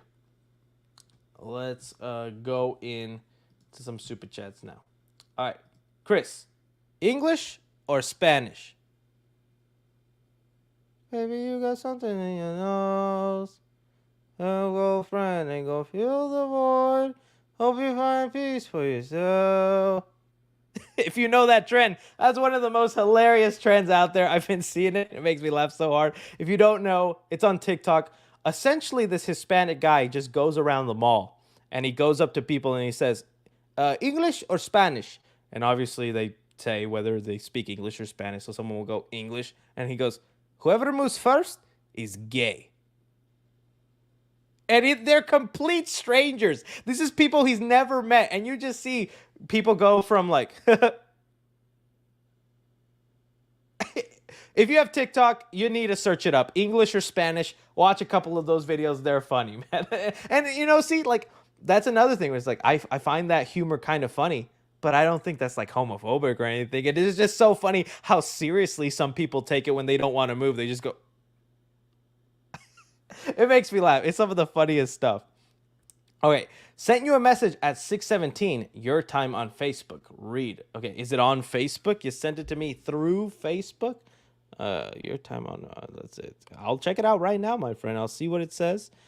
I don't see anything here. I'll just check it. I'll just do it just because you said the super chat. I will double check. Switch accounts. Let's go here. I do not see any message, my friend. Message request. Was your name Noda in there? I didn't get anything, buddy. Maybe you messaged the wrong Chris Parker. I double checked that, but you wasted super chat. You could have told it to me right here, buddy. I still appreciate you, bud. I still appreciate you. All right, it says here, Chris, you're him. I always thought I was him, but I never wanted to believe it. Thank you, thank you, thank you. Hey, Chris, Ultraman Rising. I only know that because I saw Will Smith do it in a video. Just came out last night. It's a really good movie with great action, heartfelt story, and amazing animation. Hey, I'll check it out. I've never been an Ultraman fan just because I don't know anything about him and all that, but I saw a lot of people excited for it. Like I said, Will Smith is apparently a fan. I saw a video of his that popped up, I guess, because of the new movie, and he's like, years ago was like, oh, Ultraman. I was like, oh, Will Smith? I didn't know you like that kind of stuff. But yeah, thank you, man. I'll put it on the list. What characters do you want on the new Avengers lineup? Also, does the rumored Midnight Suns project excite you? It does if it's rated R, because I'm still wondering if they're going to do that. If they do that, dude, that's potential right there. Part of me wonders if they're also waiting on the success of Deadpool and Wolverine to see if like rated R stuff is feasible in the MCU, which I think it will be.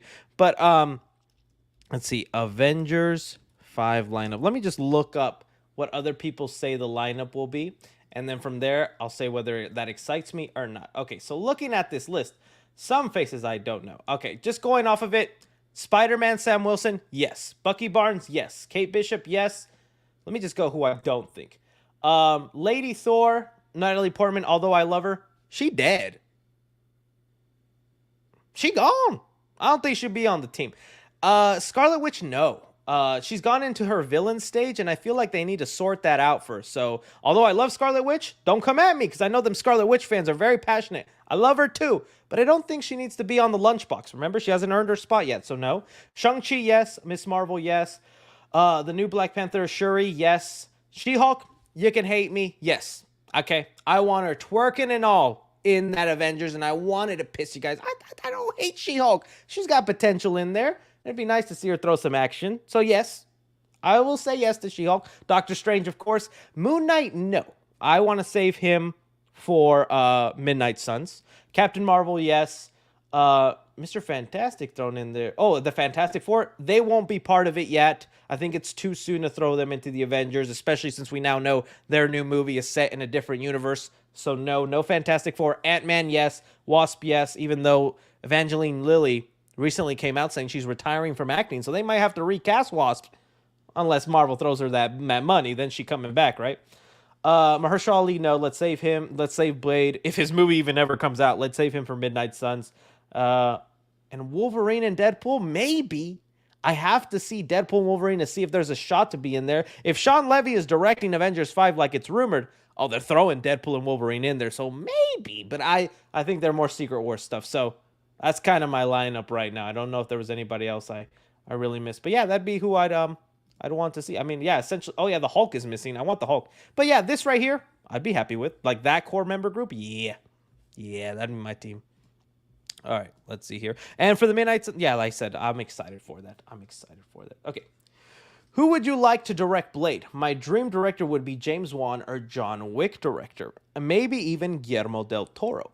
You know, I say it, Jordan Peele, I would really love. I mean, I bet you he would want to do it so bad and would probably have a really great take. The there's a lot of reasons I think Jordan Peele would be great for it. You know, all the time you hear about, and I say this with respect, hopefully I'm not speaking out of line, but I hear all the time from, my black friends in the black community out there that Blade was like a very important movie for them. That it was a freaking black superhero on screen before Black Panther. It meant a lot to that community. And Jordan Peele is a lot about respecting black culture and bringing that to the screen. So he would want to definitely do that. It's got horror vibes in there, vampires, blood, killing. Jordan, that's his avenue, man. He loves horror in there. I'm sure comic book fan as well. He's done a lot of like comic book skits when he was at Key and Peele. There was a funny Stan Lee sketch. So yeah, I think Jordan Peele would be great into doing that. But James Wan would be cool.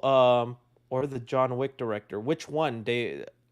I think I know which one. Guillermo del Toro, honestly, too. I'd be down for Guillermo because he loves himself some classic monsters. He's doing the new Frankenstein movie for Netflix, so he would probably do a great job. Yeah. Hey Chris, how you doing, man? Type in Affleck bedroom commercial and play it on the stream. This one creeped me out as a kid, and I was wondering if you remember any of these. I do remember the Affleck commercials. I don't know how much of them I can play though because of freaking copyright. Yeah, they still copyright commercials, believe it or not. But I'll just see Affleck. What is it? Bedroom commercial. Jeez, what am I about to get into? Well, it's 30 seconds. What the heck? All right, we'll just let this play and whatnot. No, dude better not be doing nothing funny. No sound. Sorry about that, because like I said, copy striking it. But from what I can gather, it looks like this duck wants to kill this couple because they don't have him with insurance. Reasonable reason. But, oh, dude, that is kind of creepy. Look at that duck shot right there. All right, what's about to happen? Fuck. Okay, now what's going to happen? He's going to... Oh.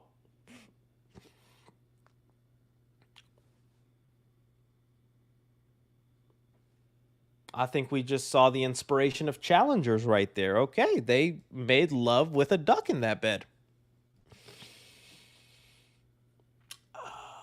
Will Linda Blair be in the next Exorcist movie? No. I'm thinking they're done with all these nostalgia connections for the new Exorcist film. It sounds like Mike Flanagan has a new take on it. That's what they said, new take in the same universe. So yeah, there's the option for Linda Blair to come in.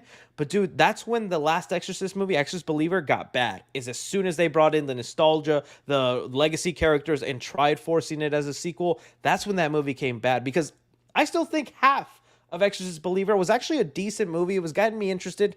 Then it just went all off the rails halfway into the movie. But I don't think they will. They could, but I honestly wouldn't be surprised if they don't. And I also don't think I want it, I just want to see what Mike Flanagan does. Hey, a huge fan, Chris. I watch your videos every time you post. Lay the Freddy news on me, brother. Oh, I laid it for you flat and good, my friend. If you happen to have missed it, I will put something on the Clips channel, and you can watch it there. Any recent news on Scream 7? Last big thing that we talked about was just like the rumors that the Spyglass is going to do spin-offs, which is probably a stab movie, a TV show. But other than that, nothing huge and concrete. Like, I'm waiting. Like, they're being very careful with these Scream news because they're hoping like some of the hate has died down online. Even the official Twitter account has not tweeted anything, and they were very active for 5 and 6. I think the next big piece of news we're going to get is a new release date, because they got to have a new release date. The movie has faced so many unfortunate delays, and, well, not unfortunate, it's Spyglass's fault, but so many delays, and I need to know the title. I don't know if they're going with Scream 7 on this one. I think it's going to be like Scream, Please Come Back, We Need You. I don't know. But, yeah, we'll see how it goes, but nothing huge so far, my friend. Nothing huge so far. What would you do? Oh, I will say the last we heard is that they're going to start filming the movie in October. That was the last movie news thing I heard. So, okay. October's when we'll probably hear something. What would you do if Chucky started twerking or dancing, or doing a dance like Megan in season 4 in the new movie? It would piss me off, dude. It's one thing for Megan to do that because, like, that's her starting movie. That's the movie that's setting her tone and doing all that. If Megan is dancing in Megan 2, okay, that's fine. It makes sense. She was dancing in Megan 1. That's her thing. Let her do it. Chucky, he didn't start out that way for me. You know that I know I'm such a annoying fanboy sometimes with these Chucky complaints, but I just hate how comedic Chucky has gone. I know he was always comedic, but he was 20% comedic, 80% horror, and lately that is switched. It's 80% comedy, 20% horror. And so if he started twerking, I'd be like, not surprised. I still love you, Chucky, but I miss the old you, you know? Made the Live. Shouts out from New York, bro. Oh, we'll appreciate that. I like your profile picture. It looks like you're doing a handstand in New York. Looks great, man. Looks great. Appreciate the love. Did you know before Wes Ball made Kingdom of the Apes, he was going to direct fantasy film called Mouse Guard? It was going to star Andy Serkis and Matt Reeves as produced, but the movie got canceled by Disney. I have heard about this movie. I remember seeing a lot of the concept art. Maybe I can find some of it right now. It looked cool. I don't know why, but I like movies about mouses. You ever see that horror movie called is it Ben or Wilfred? There's a horror movie called Ben, I think. That's with rats I like. Then there's that movie called Mouse Hunt. I also really liked as a kid. Let's see. What was it? You said it was called Mouse Guard. Mouse Guard. I remember hearing about it. It looked cool from the concept art, not gonna lie. Mouse Guard concept art.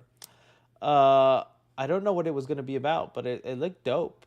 It looked like it was going to be cool. Like, who wouldn't see it? Just like how people like paying money to go see apes talk to each other and go, what a wonderful... Dude, people would say pay money to see rats fight each other, dude. This Game of Thrones kind of stuff, bro, yes. Yes, give it to me. This would have been a cool movie. Had like it basically would have been like Lord of the Rings, but with mouses. Or rats, whatever you want to call them. Whatever's not, offensive to them. All right. I would have liked to have seen it. Looks cool. Looks cool. Sorry. Disney always canceling peak. Always canceling peak. All right, let's go on. Yo, the GOAT Chris, hyped for Funko game, especially Invincible. Also, did you ever finish the comics for Invincible? You got any lore for us today? Oh my God, there's a lot thrown in there. Not much lore for you right now, buddy, unfortunately. Well, I got one embarrassing story I guess I could tell you in a second. So, Did I ever? No, I'm started reading them. In fact, I got distracted. I have them right here. This is what I've been reading right now. This is the Puppet Master comics. Dude, one day I'm going to make a video on these things, probably around Halloween when I review the Puppet Master movies. I'm not kidding you. If you're at all a Puppet Master fan and you have not read these are actually better than the movie. I'm not kidding. This first book was amazing. I picked this up at a horror con recently, and I was like, oh, I like Puppet Master. Let me read the comics. Dude, these are pretty good. I think they're... Where are they published by? I don't know. But here, you can look up the day that Charles Band's Puppet Master. It's actually good, dude. I was shocked. But that's kind of what I've been reading right now. Getting into... Okay, embarrassing story time. Gather around, children. I won't say this is 3C lore, but this... True story, and it happened about 2 weeks ago. So you guys know, I'm currently living with family members right now while my new house is getting ready and all that kind of stuff. And it's been nice. It's been very kind. But I'm still getting used to like the street and, parking here and getting all that because this is not the neighborhood I'm familiar with and all that. So it was late the night. Me and my lady, we went out to eat and we were coming back home like at 10. So it was really dark outside, right? And I pull up to what I think is the house that's coming up, and I see my lady's cousin, who's a guy, at the driveway. And me and him have like a good, funny relationship. I'm a goofy guy, and so he understands my humor, and so we joke around a lot. And so I see him at the edge of the driveway. I think he was pushing out his trash can. And I was like, oh, it's going to be funny. I'm going to pretend I'm going to run him over. So I start going like 1 mile per hour, okay? Don't think I was going 10, 20, like seriously hurting him. I just saw him there, and so I turn the car, and I go to him, pretending like I'm about to run him over. Haha, Chris is so funny. What a crazy little goofy guy. I get and he stood there still. He went like a deer in headlights. So I thought he was joking with me. He went and he just stood there like that, right? Like literally did that pose. He just went. And so I was like, oh, he knows I'm being funny right now or not. So I'm inching closer and closer to him with the headlights. I get close enough where I realize this is not my lady's cousin. This is their next door neighbor, and it's 10 o'clock at night, and I'm a stranger in this neighborhood because it's a car they don't recognize, and I'm literally looking like I'm trying to run him over. I immediately stir the other way and keep going. It was the most embarrassing freaking thing, guys. I turned red. I was like, oh my God, oh my God. And the worst part of it is it's literally the next door neighbor. So I couldn't even drive far. What was I supposed to do? Make a circle in the neighborhood? What if he's still outside the whole time? What if he's calling the police going, some guy just trying to kill me and run me over? So it's like literally, this is him, right? And I was just trying to kill him. And so I just swerved out. And now I'm right here in front of him. And he's still there just kind of confused. He stayed there standing at the end of his driveway like, did that guy just try to run me over? I must be seeing. Did that guy really do that? He literally stood there staring at the driveway at my car going, what the heck? Like, what the fuck? Oh, dude. And I'm in the car with my lady, and she just saw all of that happen. And she's like, oh my God. And I'm like, don't get out, babe. Don't get out. Just stay in the car. Just stay in the car. Just wait it out. He's going to walk back into his garage in a second. Just wait it out. Because if I got out right that second, I have to make eye contact with him and verbally say, hey, I thought you were someone else, man. I'm sorry. I'm sorry. And for some, I guess that would have, you know what? That would have been a really decent thing to say instead of him thinking, this guy just tried to kill me. But I was too embarrassed. I didn't do that. So I waited for him to walk up his driveway. Then I got out of my car back into the house. And I was like, dude, that was embarrassing. But that's literally what happened just a couple weeks ago. It was embarrassing. So, stuff happens. Stuff happens. I haven't made eye contact with him since. Sometimes we come out at the same time, and I'm just like, look away, babe, look away. But he'll forever think I tried to kill him. Thoughts on Doom Prophecy new series coming in the fall? I think I'll be honest with you. Without Denis Villeneuve's magic in there, I'm not that excited for it. I'll give a couple episodes a chance, but even then, I'm not into these like big shows, kind of like Game of Thrones or even, other shows, House of Dragon, things like that, where it's like, they have that feel and it's all about power plays and family dynamics and kingdoms and all that kind of stuff. Like, it's just not my thing. I know some people like it and that's great, but like, it looks all right to me. I'm more interested in the video game they have coming out, the one where like a world where Paul Atreides was never born. Like, I'm kind of curious to check the game out. Would you consider going live this same time always? I'll consider it. I always try to aim for 5:30 Central Time. Convert that however it is for you. 5:30 Central Time. But lately, especially with the move, I've been getting distracted, and I try to do no later than 6:30 Central Time. So that's kind of my window for Fridays. 5:30 Central Time to 6:30 Central Time. You can just periodically check with the channel, and you'll know when my live goes up. But I wait a little last minute to set it up because I want to make sure I get all the news so that there's nice stuff to talk about for the live stream and not just me going, hey guys, how you doing? I want Nightmare on Elm Street to be an old and new character returning to confront Freddy that would battle inner demons becomes key to survival. That would be really cool, man. You definitely got to have something new to do with Freddy because the basic formula, that's a little easy to do, although you could get very creative with. And the older movies did do it a lot where it's just, here's a new group of people. They all have different fears. Oh, this one's afraid to eat. This one's afraid to this. This one's afraid of that. And Freddy plays on that in creative ways. But that formula can get tiresome. You do have to do something new. Bringing in new characters, to confront Freddy and battle their demons, that could be something cool and whatnot. I have my own little ideas. Maybe one day I'll share them with the channel. Although I want to manifest that I could do it someday. I'm going to direct you, Freddy. But we know that's not going to happen. But, I got some ideas of my own. Maybe for a Halloween video, I'll do it. Okay, what are your thoughts on Sony fumbling with Miguel? So I saw this. I don't know how accurate or serious to take it. If you don't know what they're talking about, guys, we had Cryptic this one, who's been super reliable with trailer dates. Outside of that, you got to kind of like wait and see. But they said this, so there's been credibility to them. So let's give them the benefit of the doubt.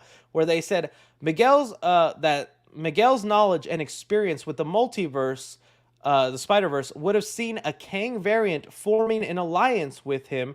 Power for Kang, stability for Miguel. Sometime back, I heard that Marvel wanted this alliance, but Sony thought Miguel was a huge ask. Thoughts Though this most likely will not happening again, and you know why. I heard Miguel O'Hara is still on the table and that there's a great possibility he could come make a live-action debut in the near future with a new team. Okay, like I said, take it with a grain of salt. Although this is a very reliable scooper, they usually are scooping when trailers are coming out and not necessarily movie information. Couple thoughts on this I have to think about. For one, no way is Sony saying no to having more MCU connections, okay? In fact, I believe Sony wants as many MCU connections in whatever projects they have because they know that's how the money is made, right? That's why they're taking the Vulture into Morbius. That's why they were going to connect Tom Holland's Spider-Man to Madam Web and all this kind of stuff. If Marvel really came to Sony and said, hey, we're setting up our next big Avenger movie, would you let us put a Kang in your movie? Dude, Sony's dropping their pants and going, let's do it, Feige. Someone edit in the clap sound. Okay, that's definitely what's happening on in there. I don't know if Sony would reject that much. But then again, maybe Sony is just that proud of the animated Spider-Man stuff. They're like, we're actually doing so good with this. We don't want you to touch it, Marvel. Dude, that would be a crazy flip of how the tables have turned with Marvel, right? Like doing that where they then decide they're going to be the ones. So, I don't know. I'm curious, although this live action stuff would be cool. Can you imagine in Secret Wars, we have people from the Spider-Verse movie coming in? That would be kind of wild. Other than that, I don't know where that would go unless Miguel's being used for Sony's universe, but they're so focused on random nobody characters getting movies. When I'm like, Sony, you literally have a spider world of characters. Do you know how much you could make on a solo Miguel movie in his world, in the futuristic timeline and all that? People would pay for that. A solo Spider-Gwen movie in her universe in alternate dimension. Yes, Spider-Man Noir. Even a Spider-Ham movie would do pretty well. Way better than a friggin' Madam Web movie would.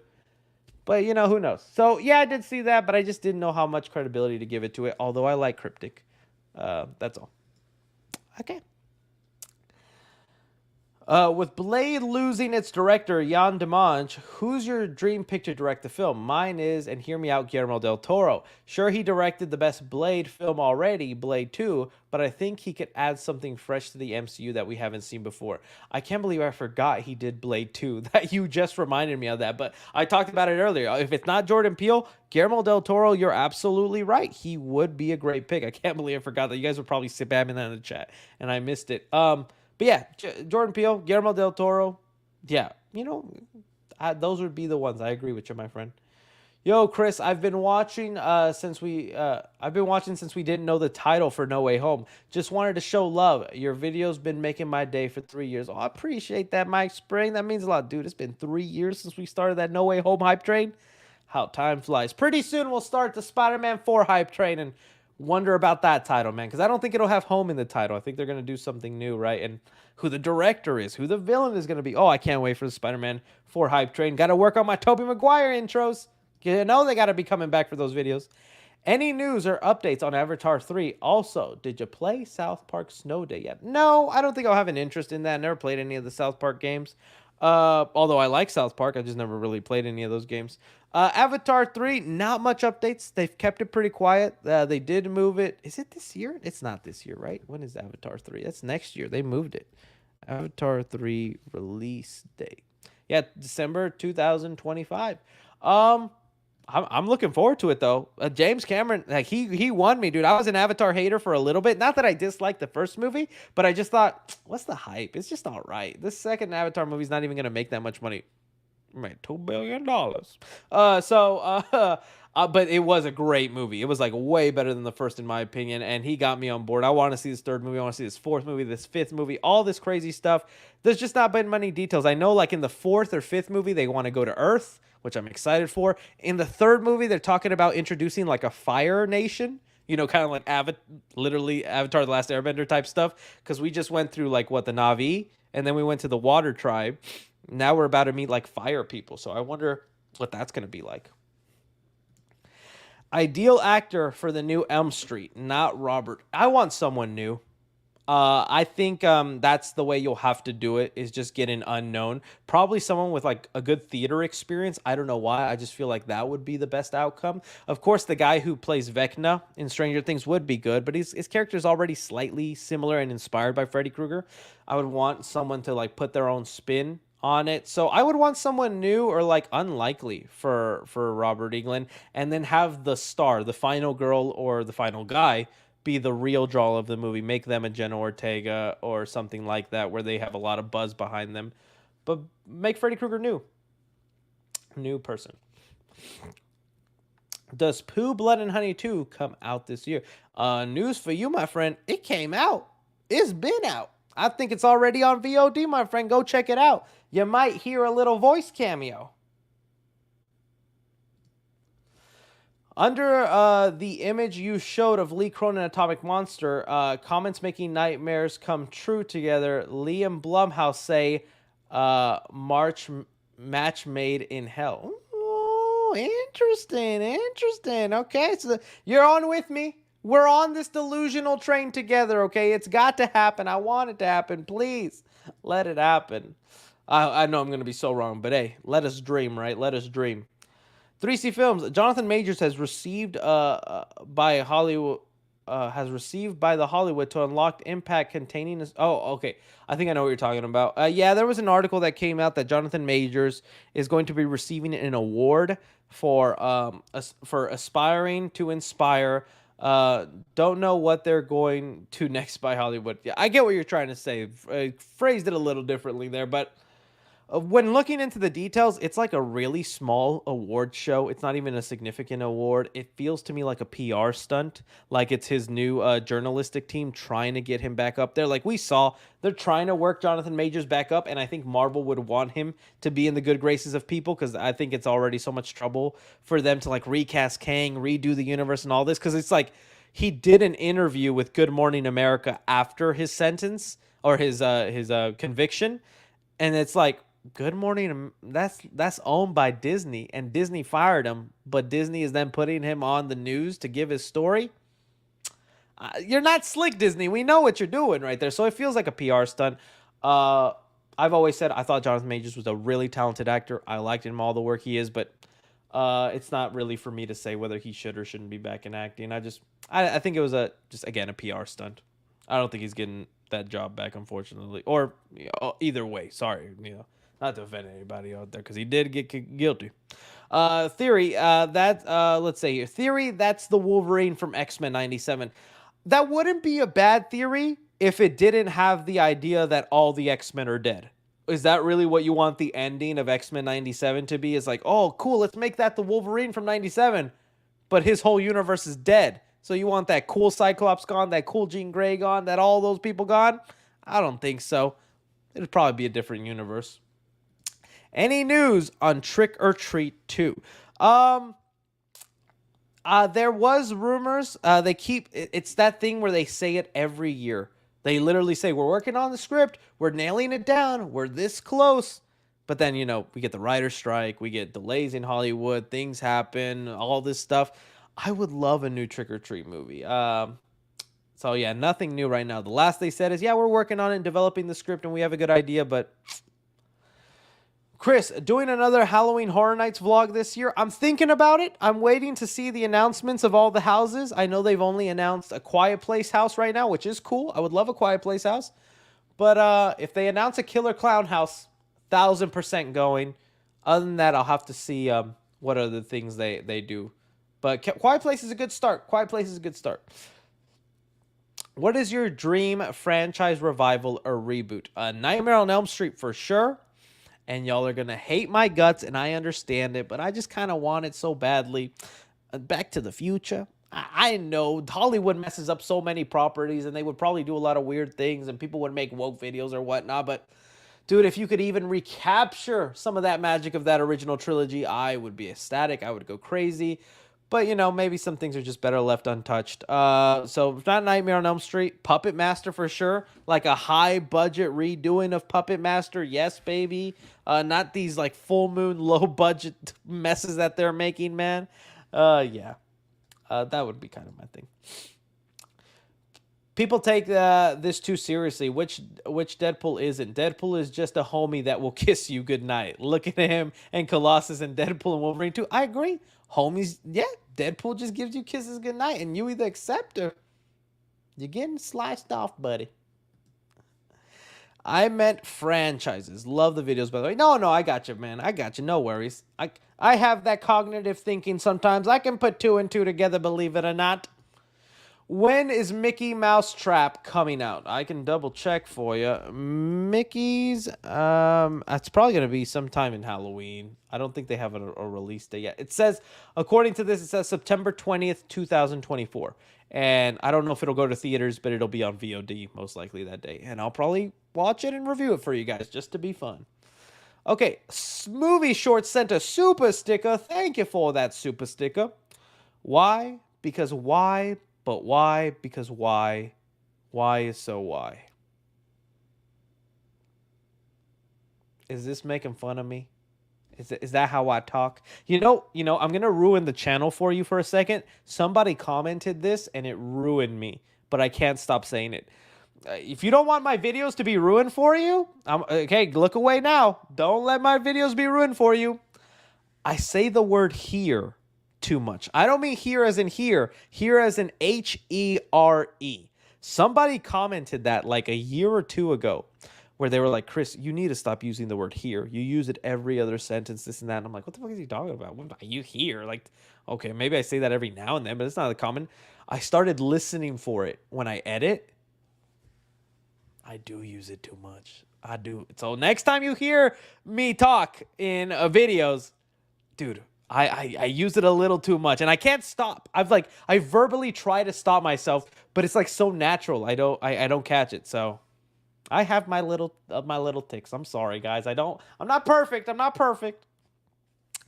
Did use that Marvel Rivals is coming to consoles. Yeah, that's cool, I guess. It didn't seem like a game that interested me.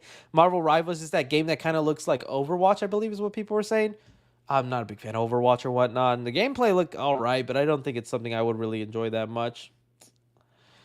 Killer Clowns from Outer Space game. I have it downloaded. Like I said, it's been so hard with this move and stuff. I really wanted to be. I forgot that the game would like release in the summer. I thought it would release sometime in October, and I could do it as part of Spook Your Mama month. But I really botched having to play it, man. So you'll probably get a late video someday when nobody cares about it anymore. Yo, 3C, I love your videos, man. Please talk about The Boys. I did talk about it earlier. We'll post that video on the Clips channel if you missed it, my friend. Hey, Chris, my birthday was yesterday. Any recommendations for things I should do now? For your 18th birthday, dude, just enjoy it, dude. Like, you're going to feel 18 for the next 5 years. You're going to turn 19 and you're going to be like, oh, don't feel different. You're going to hit 20, go, nothing. You'll hit 21 and you'll be able to drink, but you won't feel different. You'll hit 25 and you're like, why do I still feel 18? Just enjoy it, my friend, because, dude, I'm 29 now. I can't believe it's my last year in my 20s, dude. It just flew by, and soon I'll be a 30-year-old boomer. Unk status is what Chris has turned into, and, man, I hope y'all still watch me after that. Thoughts on Gumball Season 7 and a new regular show? That's awesome. That's awesome for you guys and whatnot. That's unfortunately, like I said, I'm 29. That's where Gumball and regular show were literally the transition of me not watching Cartoon Network as much. I don't know when those came out, but it's like it's not like I didn't watch those. I watched my fair share of Gumball, really liked it. I really loved regular show in a lot of those, but it was like in between like their seasons, I was just like, I don't want to play with you anymore. Toy Story 2 reference. And so I don't have that super nostalgic love for Gumball and regular show. I like them. But my era of cartoons will be Dexter's Laboratory, Courage the Cowardly Dog, Powerpuff Girls, even Chowder is thrown in there for me. But things like that. If they announce, things in that area, your boy jumping up and down. But right now, I'm excited for those of you who grew up on that stuff. And I will probably check out the regular show one and see what the Gumball movie, because I did see they also talked about the Gumball movie. Instagram also got some hot scoops, same vein. Okay, I'll check it out, man. I'll look on Instagram, my friend. I'll see what hot scoops you got. Hey, Chris, I noticed you don't post full spoiler reviews no more, only non-spoiler ones. Also, I love when you talk about DBZ. Maybe do a Sparking Zero stream. I'll definitely watch. Well, I'll see if I can, man. I might do it. We'll see how many. We'll have like 300 people in that stream, because I tell you, when I talk about Sparking Zero, I notice that counter go down. As far as spoiler reviews go, I'm just waiting for movies that warrant it. I'm debating whether to do a spoiler review for Inside Out 2, because it's like, there's some things I could talk about, but not a lot. I do regret not doing it for Planet of the Apes. I should have done it for that. What other movies recently came out where I should have done it? I'm just waiting for movies that warrant like a big spoiler talk. I'll definitely do a spoiler talk for like Deadpool and Wolverine when that comes out. I'm trying to think of like what other movies are coming out. Let me see. Let's see. I'll pull them up to the side. That way we can all see them, and that way you know which videos to expect. So it's mostly for movies that warrant it. Movie list 2024. Probably spelled that wrong. Like I wasn't gonna do a spoiler review on If or The Fall Guy, dude. Like just for movies where I felt like yeah, there's something I could definitely talk about in spoilers. What month are we in? We are in June. Bike Riders, no. Trigger Warning, no. Family Affair. I'm like Despicable Me 4. I'll review it, but I doubt I'm gonna do like a spoiler review on that. Unless Gru dies in that movie, then I'm like, dude, oh my god, they killed Gru. And see, like, then there's other movies where it's like maybe a spoiler review would be good, but they just don't get that many views. Maxine, I'm excited for Maxine. I want to see that movie, but it's unfortunately, I don't think it'll get that many views, and then it hurts the channel if you post videos that don't get that many views. You know, that's why I don't do movies that review a lot of movies. Like I saw the TV Glow, great movie. It's on VOD. Go check it out. It's hard movie to recommend because it might not hit you, but I really loved I Saw the TV Glow. I saw even Chris Stuckman was struggling with views on that video. If I post a video, well, it's gonna unfortunately patronize. It's gonna unfortunately damage my channel, and that sucks. Long Legs would probably also be one I'd want to do a spoiler review, but also I just don't know how. You know, that's what the Clips channel is good for. I need to start posting more reviews, spoiler reviews on the Clips channel. Twister, like I'll see that movie and review it, but I don't know if I'll do a spoiler review. Deadpool Wolverine, yes. Trap maybe would be a good spoiler review because it's M. Night Shyamalan. We're going to want to talk about that twist. I'm not going to do one for Harold and the Purple Crayon. Then again, unless they kill Zachary Levi, then I'll be like, oh my God, they killed Zachary Levi. I can't think of any. Borderlands, nah. Alien Romulus will probably get a spoiler review. I'll probably do a spoiler review because I want to talk about that. Not The Crow, unless it's like that awful, which they've been hearing. Which I hope not, though. I hope not. Yeah, see, there's just not a Beetlejuice, maybe. There's just not a lot of huge Transformers. One will definitely probably get a spoiler review because we got to talk about that. Yeah, there's just not a lot of movies that warrant a spoiler review. Joker, too. You know, there's some kind of ideas for you. Are you more excited for Maxine or Alien Romulus? I'll be honest with you, Alien Romulus, but I'm super excited for Maxine. In fact, I need an RSVP. I got my invite. Oh, it's so funny. I got my invite for Despicable Me 4 and Maxine on the same day. I know y'all love y'all's Minions, and they got the Mega Minions in there. I'm just going to have to wait to see Despicable Me 4 in the theater like everyone else, pay a ticket and all that, like a normie. But I'm choosing Maxine over Despicable Me 4. I made my choice. I hope I don't regret it. But yeah, I see that July 1st, so I'll probably have my Maxine review July 2nd, unless there's an embargo. Let's see here. Thoughts on the new Spider-Man 2 DLC suits? Oh, I'm glad they threw them in there. I did see them. Let me see if I could pull them up for the rest of the crew to see. Spider-Man 2 DLC suits. Let's look at them. I'll see which one was the peekity peek. Where are they? More. This is tools anytime this past week because that's when it was revealed, right? I saw like a whole. I'm glad they added like the Spider-Verse suit. Like that suit just so clean, beautiful suit right there. On that, they did add the was it Last Stand or some? I think that's the name of that Spider. I thought they were cool. I do like the animated one from what is it? Ultimate Spider-Man, Miles Morales. Yeah, it was cool. I'm just waiting for like an actual story DLC for Spider-Man 2, man. With that Carnage level coming, dude. I wanna beat up Carnage. Hey man, you're an incredible YouTuber. What percentage do you think Deadpool has at a claim of 1.5 billion box office? So not just a billion, 1.5. What percentage? I'm gonna say okay, for a billion, just to hit a billion, I do think it's like at 80%. I'm pretty confident it'll hit a billion. Now 1.5 billion, I'm gonna bring that down to like 40%. If it gets to a billion, I think it's getting to like a billion 2, billion 1, right? 1.5. I'm going 40%, bud. We'll see though. We'll see. I'm not good at these analytics and statistics and guessing and all that. Sometimes I think movies are gonna do great, and I'm like, it flopped. Who wants to act Freddy in movie other than Raw? Who do I want? Like I said, I want a brand new person. I don't think there's really any. I know people throw out names like Kevin Bacon or like some really older actor and stuff like that. I honestly want someone young. Give me a 25-year-old or something in there. Freddy back in the day was spry, dude. Robert England. I don't know how old was Robert when he was Freddy Krueger. How old was Robert England in Nightmare on Elm Street? Well, okay, so I know he's 77 right now, but how old was he in the first one? Does it say?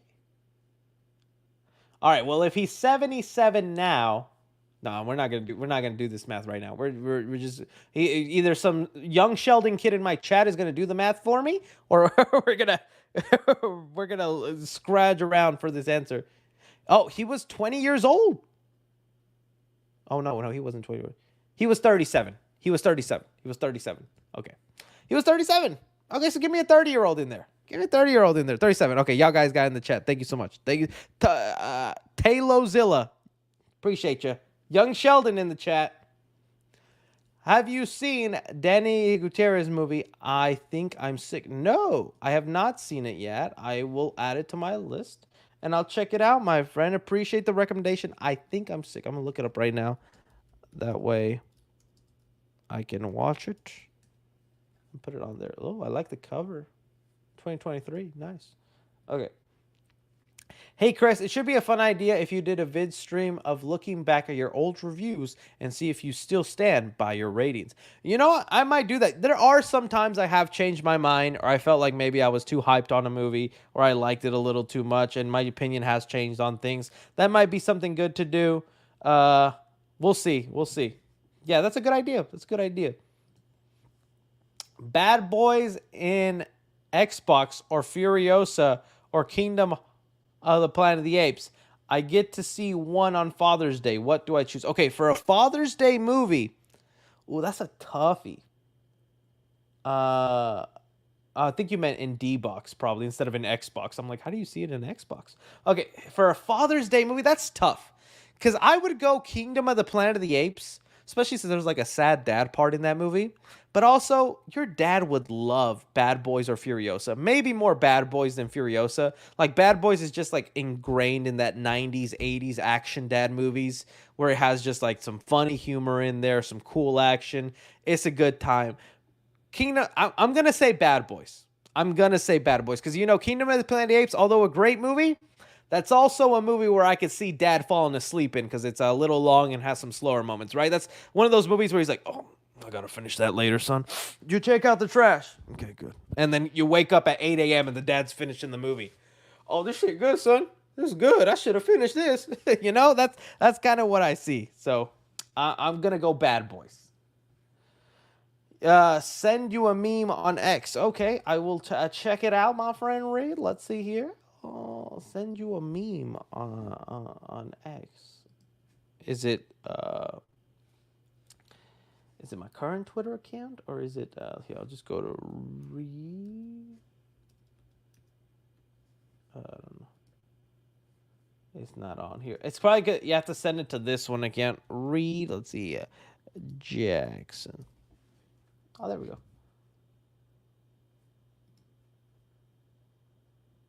Is it this one? I didn't see it. Maybe you meant in my messages. I'll look for it, Reed, but I appreciate you. That's the editor Reed of the channel. Got to get him busy with some work, man, as soon as I'm done with this move. Appreciate you, Reed. D-Box, not Xbox, my previous question. No, I appreciate you. Like I said, cognitive thinking. This old noggin can still put 2 and 2 together. Yeah, didn't know that about old Chris, did you? Andrew sends in $1.99. Appreciate you, Andrew. Ruben sends in $1.99. Appreciate you, Ruben. We have here, Gary says, I didn't mind A Nightmare on Elm Street being as dark as the original, but not like the remake that was too dark. It sucked the fun out of it. I agree, my friend. I don't mind Freddy stabbing some little kids at the park, but once he starts diddling kids, I don't know if I could support you, Freddy. Kill them all you want, dude, but don't do anything more than that, all right? Yeah, that's it took it a little dark, and I know some people are okay with that, and it's scary, and they always bring up, well, you know, Wes Craven originally wanted him to be like that. Yeah, well, I'm glad it didn't turn out that way, okay, bud? I'm fine with him just being a sicko who kills him instead of a sicko that does other things. But yeah, I get you. There's got to be some fun in those movies that the others are missing. Okay. Have you seen The Last Stop to Yuma County? That's not the Christian Bale movie, is it? Last Stop. I'm thinking about Last Stop to Yuma. Oh, I'm thinking about Last Stop to Yuma 123. I forget the name. No, but I heard this movie is good. I've seen a lot of my movie mutuals put it on the top of their list, and oh look, the actor in there is like the main guy people want to be freaking Freddy Krueger. Let me switch it out for you guys that way you can see.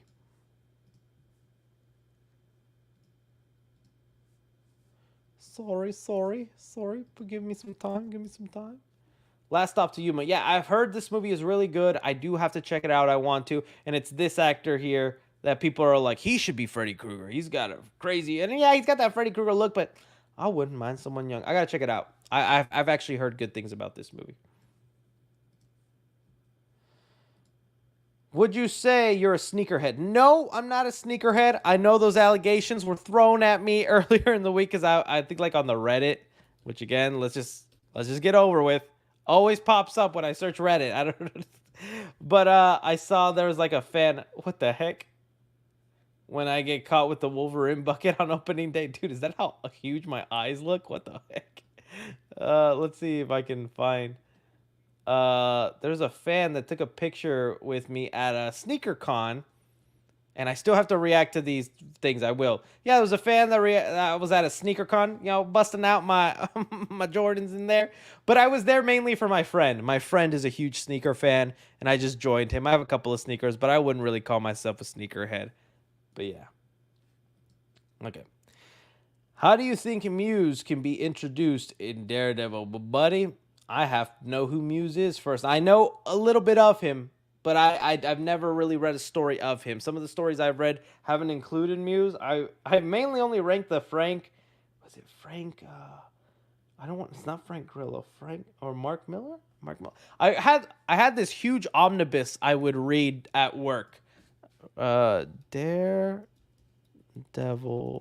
Frank. It's Frank Miller. Okay, this huge Frank Miller omnibus is what I would read. This is all the Daredevil I read. It was like 100 comics in there. Really good stuff. I like the Frank Miller stuff, but this is all that I've mainly read of Daredevil. I need to eventually read other stuff of him and other stories and whatnot. So I don't know much about Muse yet, unfortunately. That's someone I could go to Comic Storian for. He probably has a video up there. R.I.P. Comic Storian. I hope Emma Stone plays Spider-Gwen in the future because Andrew Garfield's Spider-Man needs some love. I wouldn't mind like a cameo or like a multiverse thing, but as much as I love Emma Stone and she's fantastic, Spider-Gwen needs to be teenager, you know? If they're doing movies with her and what that kind of stuff.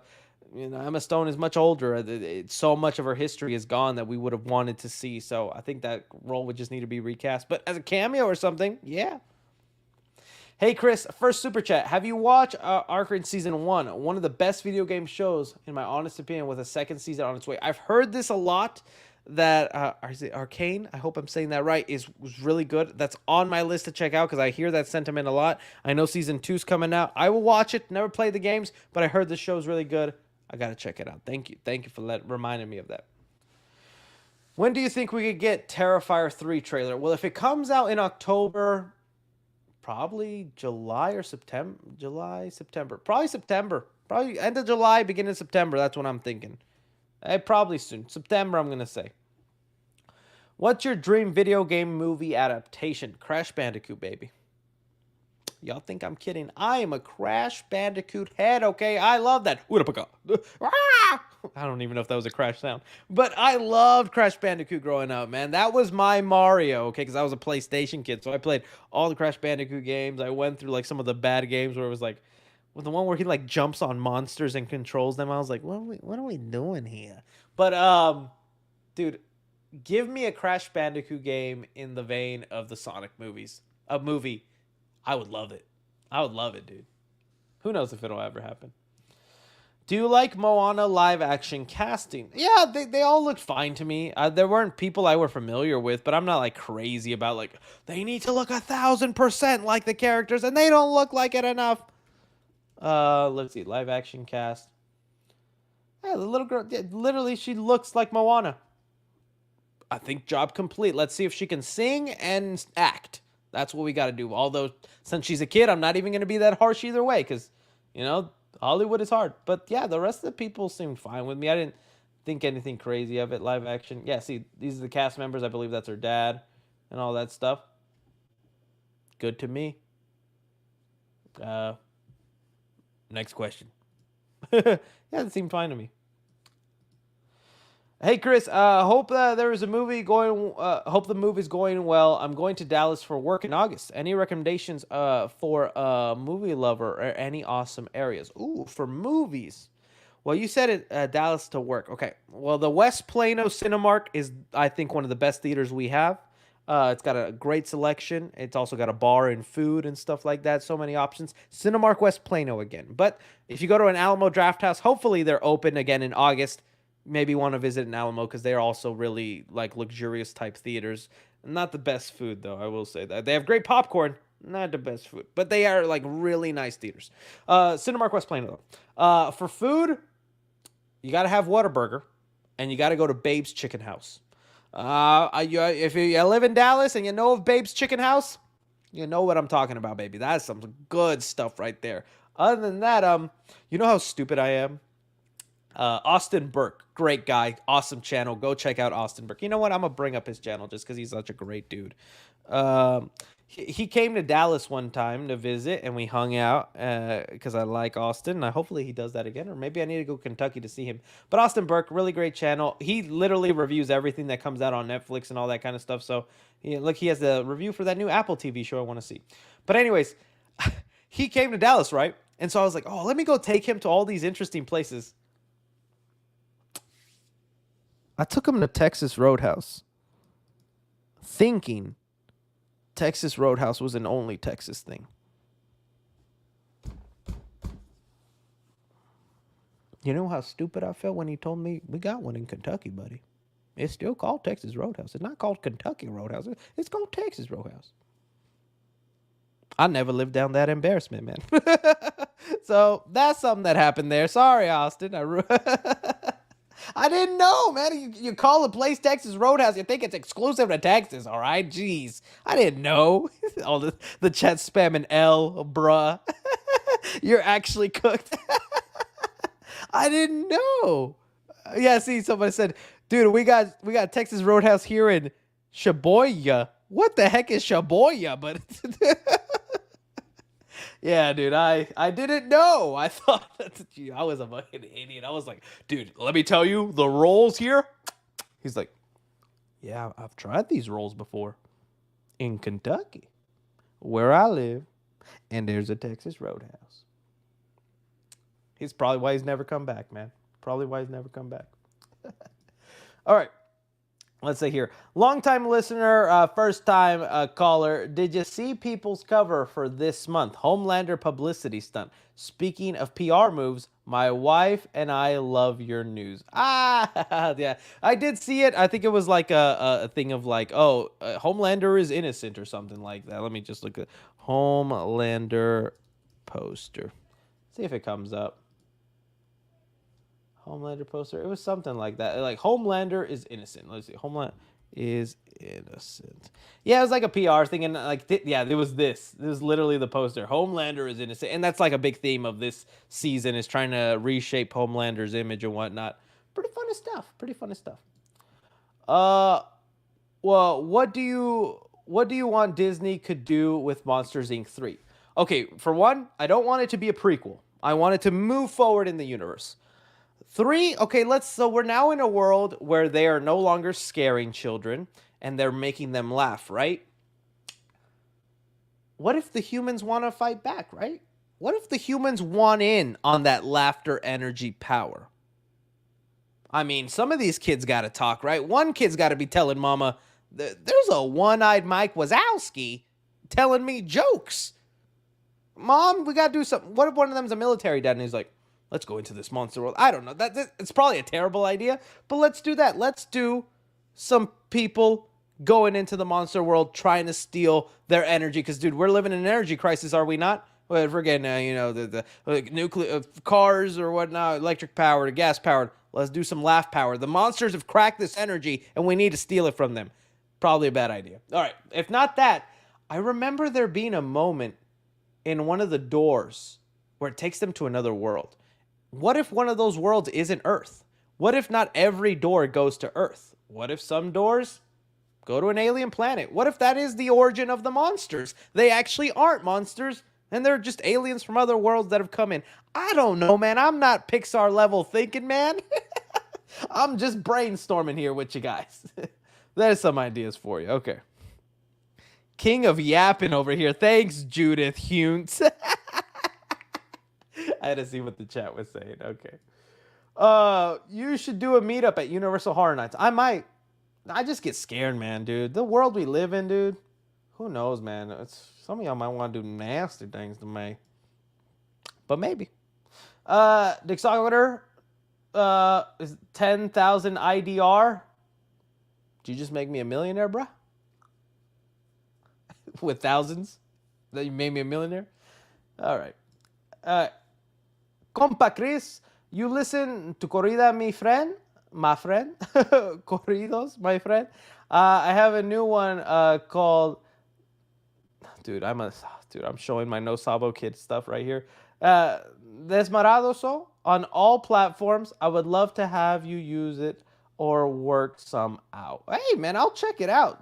You know what? I'm going to screenshot this right now because I am actually looking for some like background music for my videos or something, dude. I don't know how some people come up with these. I need to find out. I'm telling you right now, if you're someone who makes music, and I'll pay you, I'm not going to make you rich, buddy. I'm sorry, but I'll pay you something. You want to give me your music and have it play on the channel and I'll credit you on every video it plays? Talk to me, buddy. Talk to me, because I would love some channel theme song music. But Desmorados, I'll check it out. Any plans for the weekend? This weekend, tomorrow. Oh, dude, I love my lady. She's got a gigantic family, bro. Like she's the definition. She's the stereotype of the Mexican family that just had kids everywhere, dude. Her uncles have uncles. Her cousins have cousins. Their family tree is still growing right now. Okay, I'm not even kidding. They just had a baby born. But with that large family, every weekend there is a birthday party. There is an anniversary. There is a freaking, I don't even know. There's a baby shower, a gender reveal every freaking weekend, dude. You know how many freaking fajita tacos I've been having since I met her? A lot. And I love it, dude. I never get tired of that, though. But so tomorrow I go to a cousin of hers birthday party. And then Sunday's usually just like chill day. Sunday we put some on Netflix, go eat in, stuff like that. That's what I do. But yeah, I like the big family though. But dude, every freaking weekend is hello, what's your excitement level for the new Spyglass slasher film, Heart Eyes? It's shooting now in New Zealand. I'm interested. Dude, I just hate that Spyglass is right now the company making all the horror movies I want to watch. Like, Spyglass made the new Hellraiser movie. They made Thanksgiving, which is awesome, and I want to see Thanksgiving too. They're making the Scream movies. Dude, Scream is one of my favorite horror franchises. And now they're making a new slasher movie. Now, if you don't know the premise of this movie, it's starring, here, I'll just pull it up for you guys, just so you can see the actors' faces, because I know not everybody has every actor face memorized. Hard Eyes movie. It has Olivia Holt and Mason Gidding. We just saw Olivia Holt in that slasher movie on Amazon. What was it? The guy with like the Riz face. Time Killer, something like that. It was y'all guys will remind me in the chat. But either way, the movie is about this couple on Valentine's Day. Well, no, it's about there's a serial killer who targets couples, and usually on Valentine's. Totally Killer. Thank you guys. Totally Killer. So there's a serial killer out there that targets couples. Like, that's his thing. He just goes after couples and he kills them. Well, these two people are working a late night shift at their job. They're not a couple, but they get mistaken for a couple by this serial killer and is now chasing them the rest of the night. And it's Valentine's Day, so they're trying to survive even though they're not a couple. That sounds like an interesting premise. Like, I'm always down for a new slasher movie, especially with like one, it's Valentine's Day theme. You know, Spyglass wants to play into this because they just had a success with frickin' Thanksgiving, and we don't have that many like notable Valentine horror movies. I know we have Valentine iconic Valentine movie, and we have dude, why am I My Bloody Valentine? There we go. I'm like losing my mind today. My Bloody Valentine and that one movie that came out in like the 90s or 2000s called Valentine's. Good, enjoyable films, but it's like we need more Valentine horror movies, and this is going to be another one. So it just sucks that it's with Spyglass. And again, there was already some controversy. There was like Scream fans who were like wanting to attack Mason Gooding. When I think Mason Gooding has like shown he's good with Melissa Barrera. They've taken photos together at events. They're obviously friendly. I'm sure he's probably talked to Melissa behind the scenes. Again, I can't make those assumptions, but we don't know, And also, Mason, as good of an actor as he is, he's not top level status where he can just reject a project. If he gets a project on his hands delivered, he's probably not going to be in Scream 7. But it's like, okay, I'll be in this movie, and that'll hopefully help my career. He's no Chris Pratt right now where he can just pick and choose his movies. So I think it's a lot to ask for him to be like, dude, you need to be with Melissa and all this. It's like, dude, they got to work too, man. It's hard out there. But, then again, it's not for me to say. I just, like, I don't want to be attacking people for doing I understand. It's hard talking Scream, man. Why did Spyglass see what you done? We're just supposed to be theorizing. I'm supposed to be making like 20 videos going, Stu's coming back. I'm gonna clickbait this 20 times and you're gonna click every time. Instead, we got this going on, Spyglass, man. Why you do this to me? Blade, November 7th, 2025. Did they announce that right now? Am I missing something?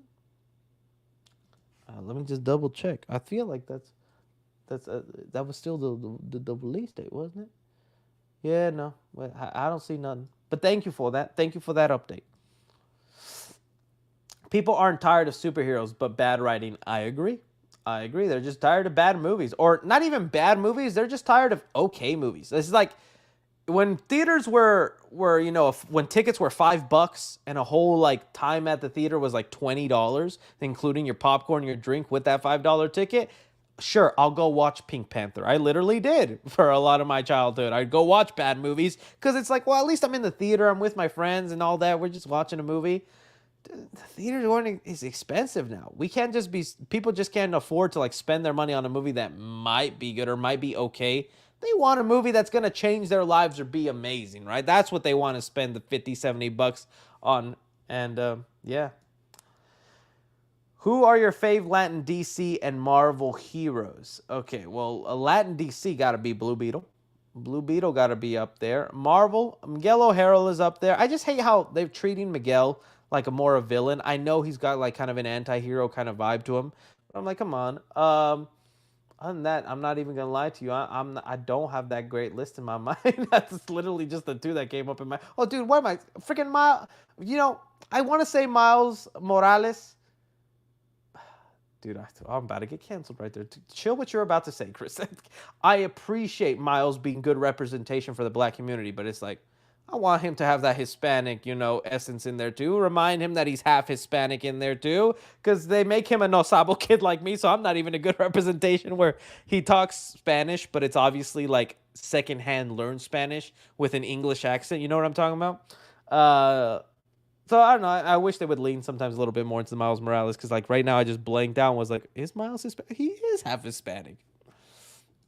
Did you hear about the ocean at the end of the lane, described as almost a sequel and a companion piece to Coraline? Oh, I did not know this. That is going to be exciting news for my lady because Coraline is her favorite movie, and I've never heard of this. The ocean at the end of the lane. It's a spiritual sequel, you said? Almost a sequel? Interesting.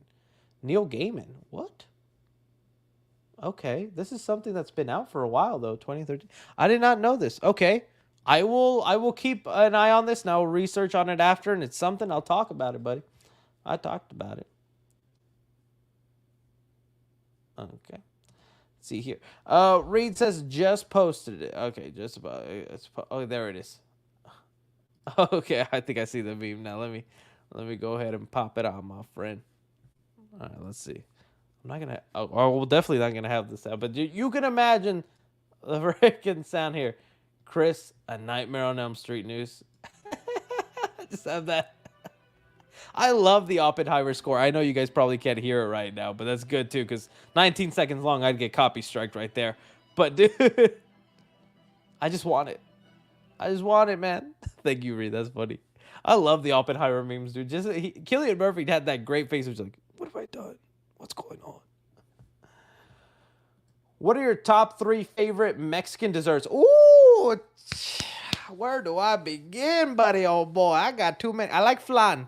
Flan is definitely up there, okay? Fresas con crema. You know, tres leches cake. Oh, dude. Conchas, bro. I could go on for days. What else is in there? Dude, you got me hungry right now. I'm salivating right there. Mexican dessert. I just listed a few. But dude, I'll tell you one thing about us Mexicans. When we make dessert, we put truckloads of sugar on it. Gancitos be bussin'. I like pingüinos. I even like these things. I don't. Some Mexicans don't like it, but I love those. Let me see what else. See, conchas, bruh. If you have not picked up ever a concha, take it, man, with some coffee or hot chocolate, dude. That seems good. Tres leches cake. Here we have flan. Churros are good. Honestly, yeah, I'm gonna go with flan, tres leches, and fresas con crema, my friend. Those have to be the best Mexican desserts of all time, buddy. Dude, if you have not had some fresas con crema, do yourself a favor. Do yourself a favor. Okay. Now I know what I'm eating after this stream.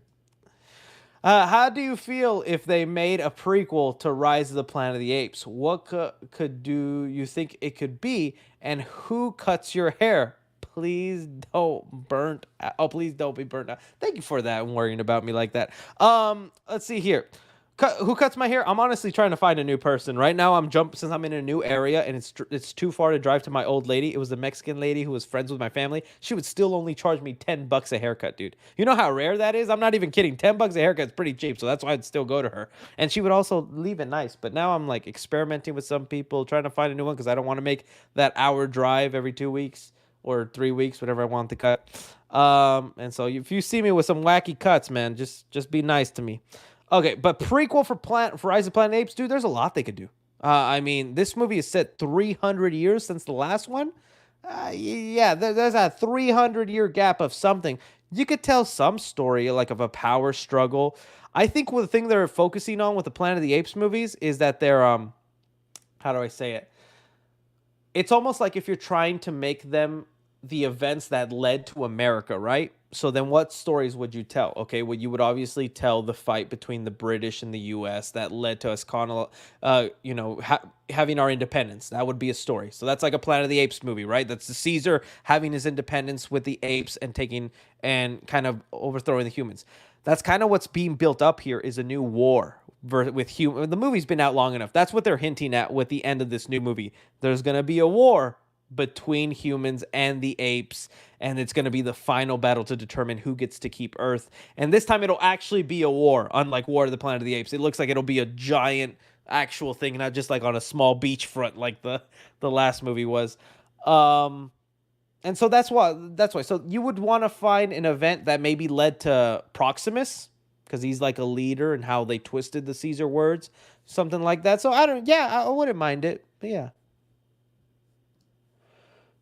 Chris, you're the perfect person to solve my dilemma. There's a 2004 movie titled Employee of the Month with Matt Dillon and Christina Applegate, which I think is the best dark comedy scene. Number 1. Have you seen it? I think I know which movie you're talking about. And that's so crazy you bring that up, dude. Get out of my head. And let me make sure it's the right movie.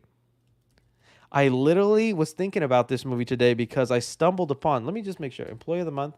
Okay, it is the movie I'm talking about. I like this movie. It's one of those comedies I love too. I think it's so funny.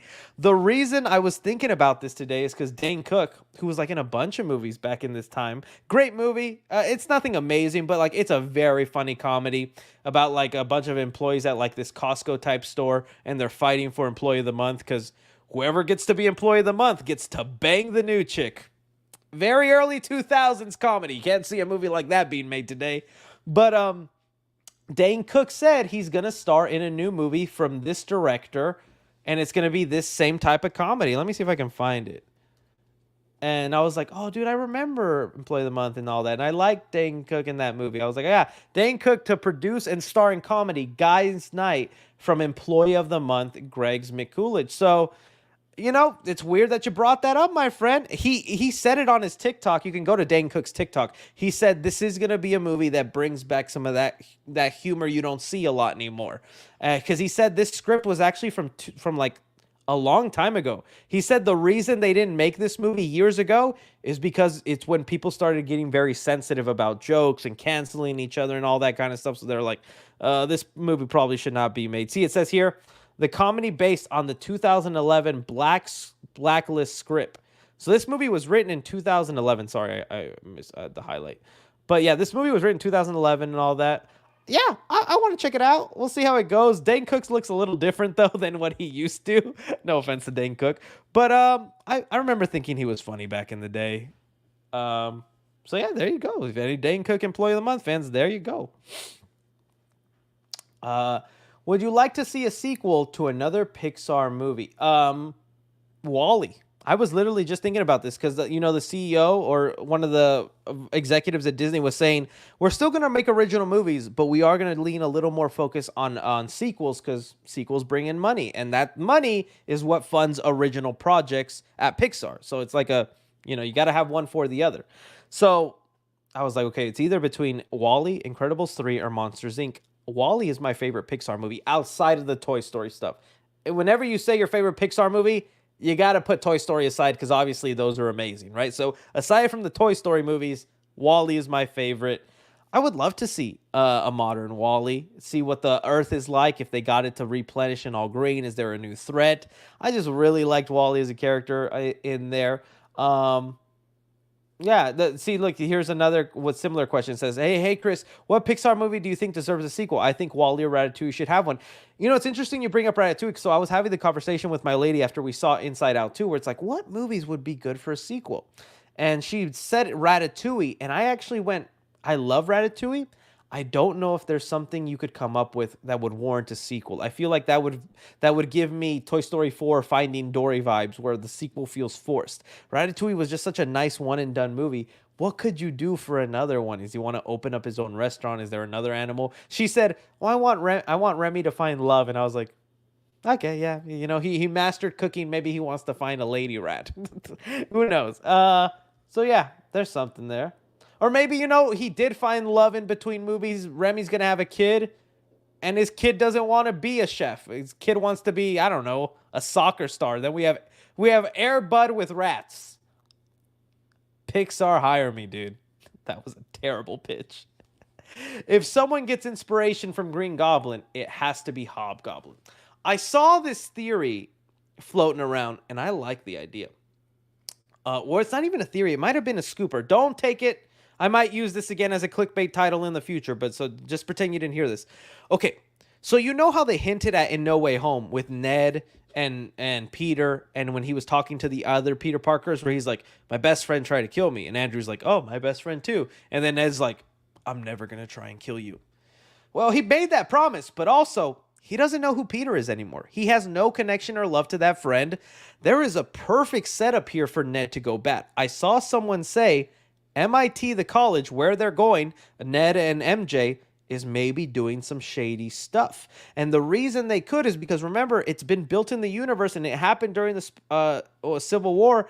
Tony Stark's like, yo, I'm just going to fully fund MIT. Everybody's projects here, fully funded. You just fully funded a bunch of college students' technology plans. You don't know what they're building. This dude over here could be building the next Oppenheimer bomb. This dude over here is building the next Goblin serum.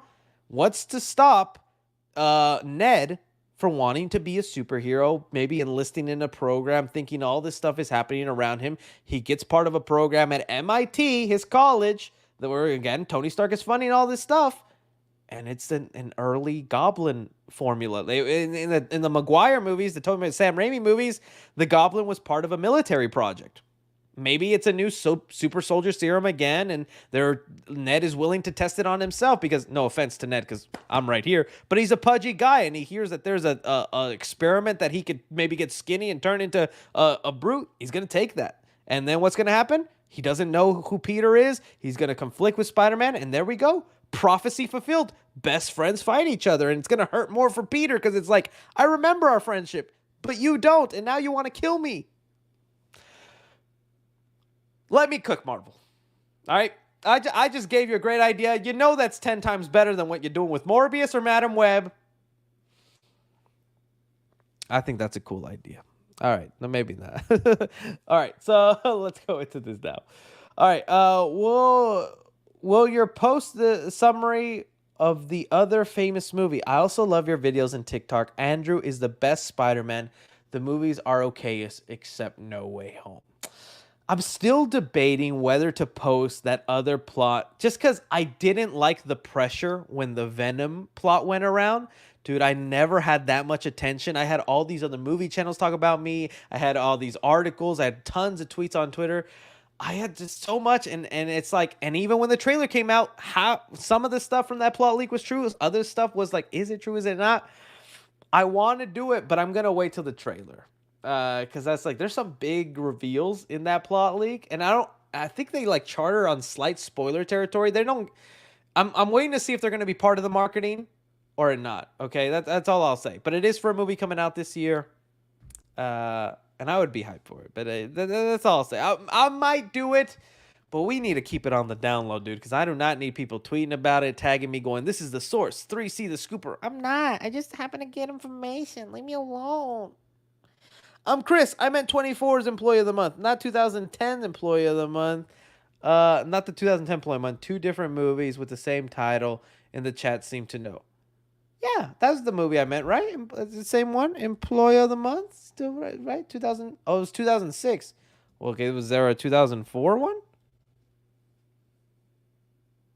Oh, there was a different one. Okay, my friend, I don't think I've seen this one. I have not seen this one. I will add it to my list. Well, there you go. I went on a tangent for something else. My bad. But oh, it's got a guy in a mask and a heist. Okay, I might check it out, my friend. Sorry about that. Sorry about that. All right, let's see here. We got one more super chat. It says here, did you see the set video and photos from the MJ film? Yes, the Michael Jackson movie. I saw that they're going to do the Thriller music video in the movie. Dude, I grew up a big Michael Jackson fan. I cannot wait to see that on the big screen. That's going to be crazy. All the songs and everything. I hope the movie's good and there's not much controversy attached to it. Yeah, dude, I'm kind of hyped for that Michael Jackson movie, man. You know, it sucks to say because, like I said, I saw that documentary where the victims told their stories in graphic detail. Like, I'm talking detailed. And it's like, dude, can people make this stuff up? I'm so conflicted on what to believe. But I just know as a kid, I loved Michael Jackson's music, his music videos. I was kind of obsessed with him for a little bit. I'm going to want to see that movie and also see how they tackle that stuff. Tough subject to talk about. But yeah, I did see that stuff. All right, my friends, that is all the comments we have right now. Wow, super long live stream today, almost 3 hours. That kind of flew by. I appreciate all you guys being here and doing this. I'm going to go have some Mexican desserts like fresas con crema. I love y'all's faces. Y'all are fantastic. Thank you, guys.